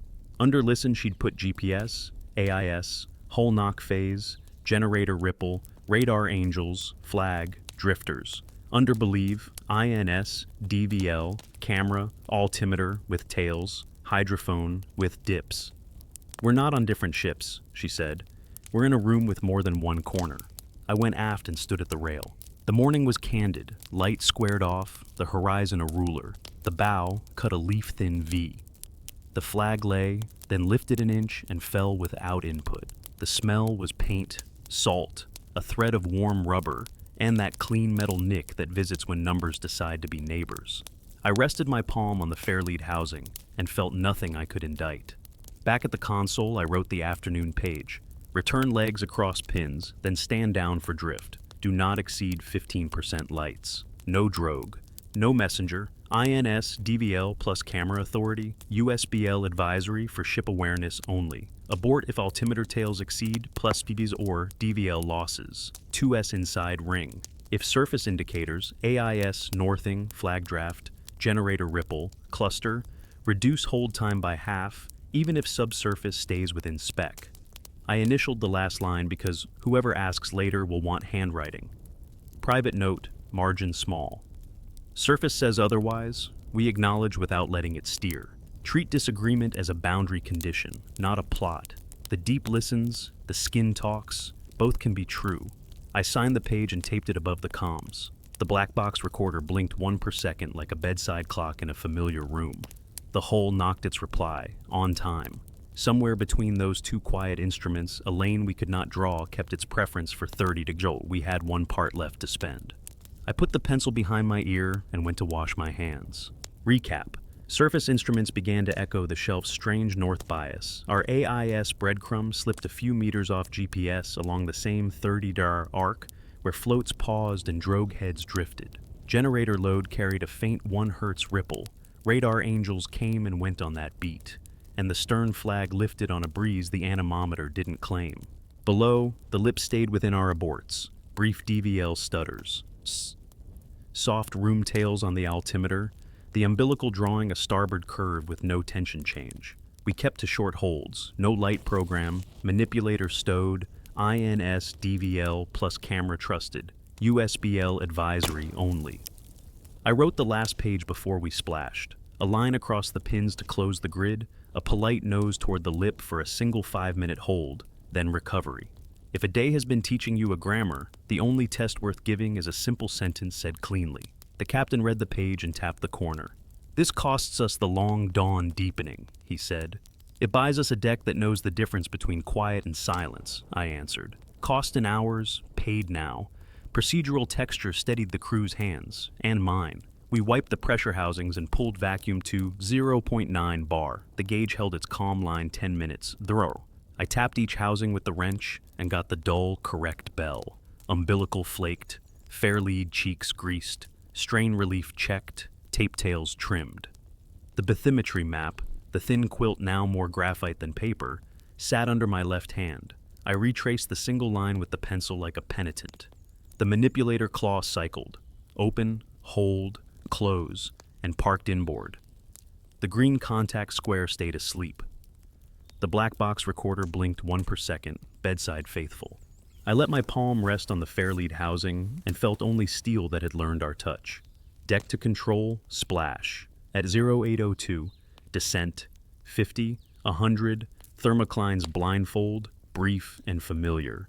Cameras settled to working green. At 312 meters, the pins appeared, where we had taught ourselves to expect them, leaning toward a rumor, not a claim. The pilot trimmed us to hover. ADCP read the same shy, near-bottom nibble, a whisper that our notebooks had learned to spell. We started the single sentence. East along the pins, 10 meters above bottom, lights fixed at 15%, thrusters at idle where we could stand it. USBL said we were north of ourselves by 1.5 meters. INS and DVL kept a seam like a good tailor. The altimeter returned its clean ruler with one soft second voice. D plus 0.05 S, at the coordinate where the drogue heads had liked to choose their second loyalties. I wrote it down without letting my pencil argue. The first breadcrumb arrived in a place that had finally felt ordinary. Our own shadow. Over the plain, the vehicle cast its oblong, darker shape on silt that accepted shadows the way a patient accepts a sheet. Mid-leg, the shadow hesitated by a thumb's breadth as the ROV slid forward. No thrust change, no yaw, and then caught itself up. I've seen the same lie when AGC hunts or the layer flicks light. Today the camera gain stayed steady. The layer lay higher than we were. I wrote the time and a small square around it, because squares in my margins mean something stood still while we did not. Near the second pin, the claws of habit almost opened my mouth. 2 millimeter pinch. The pilot's thumb had already hovered over the manipulator toggle. I pictured the claw pads kissing silt and the green square lighting for all the wrong reasons. I pictured a pressure housing creak we would call metal talking, and another voice that knows our clock better than a bench supply does. I let the thumb hover and said, pass. Cost, a sample I'd wanted, purchase, a line that stayed simple. We turned the nose toward the lip, and the ship's time pressed on my shoulders in the way good captains manage without moving their faces. 5 minutes only, I said on comms, and heard my own voice decide not to like bravado. The hull's knock found its longer echo again, as if the ship had grown a second room to practice in. The umbilical entered the frame and began, politely, to learn its starboard curve. The fair lead watcher called fair, then plus, exactly once, then fair. The recorder blinked, missed, and the sled took its 1.0 ns sip with an almost embarrassed steadiness. The hydrophone dipped its hiss where it always did. DVL stuttered for half a second and recovered, like a careful child. The altimeter offered a soft tail, D plus 09S, and let it go. We did nothing clever. I called hold A and counted down the 5 minutes, my pencil ticking seconds against the recorder's beat because hands like chores. At plus 317, I smelled that clean metal nick again, sharp as a coin on the tongue, then gone. The stern flag, on the deck cam, lifted a hand's width toward starboard and let it fall. The AIS breadcrumb thickened its northing in a short oval. INS looked like the friend you trust to drive at night. The bathymetry under my left hand said we were where we said we were, plus or minus a map's idea of truth. Back one, I said. We eased the nose off the slope. The umbilical flattened, not all the way, enough to feel like manners. The hull knocked late and then early and forgave. The black box recorder blinked on time for a full minute and then missed once, as if to remind us we had not invented this week. If I were a novelist, I would put here the moment when the ship groaned and the lines sang, and we found a track in silt that drew a foot none of us owned. We were not in a novel. We were in a room that had learned our habits. The pins leaned. The map refused to agree with a radio we pay for. The clock kept faithful time except when it didn't, and the times it didn't came in a pattern that would be a personality if tools were allowed names. The water borrowed a little current and lent it back with interest. It was enough. Recover, I said. We rose through our own breath. The thermocline's blindfold lifted.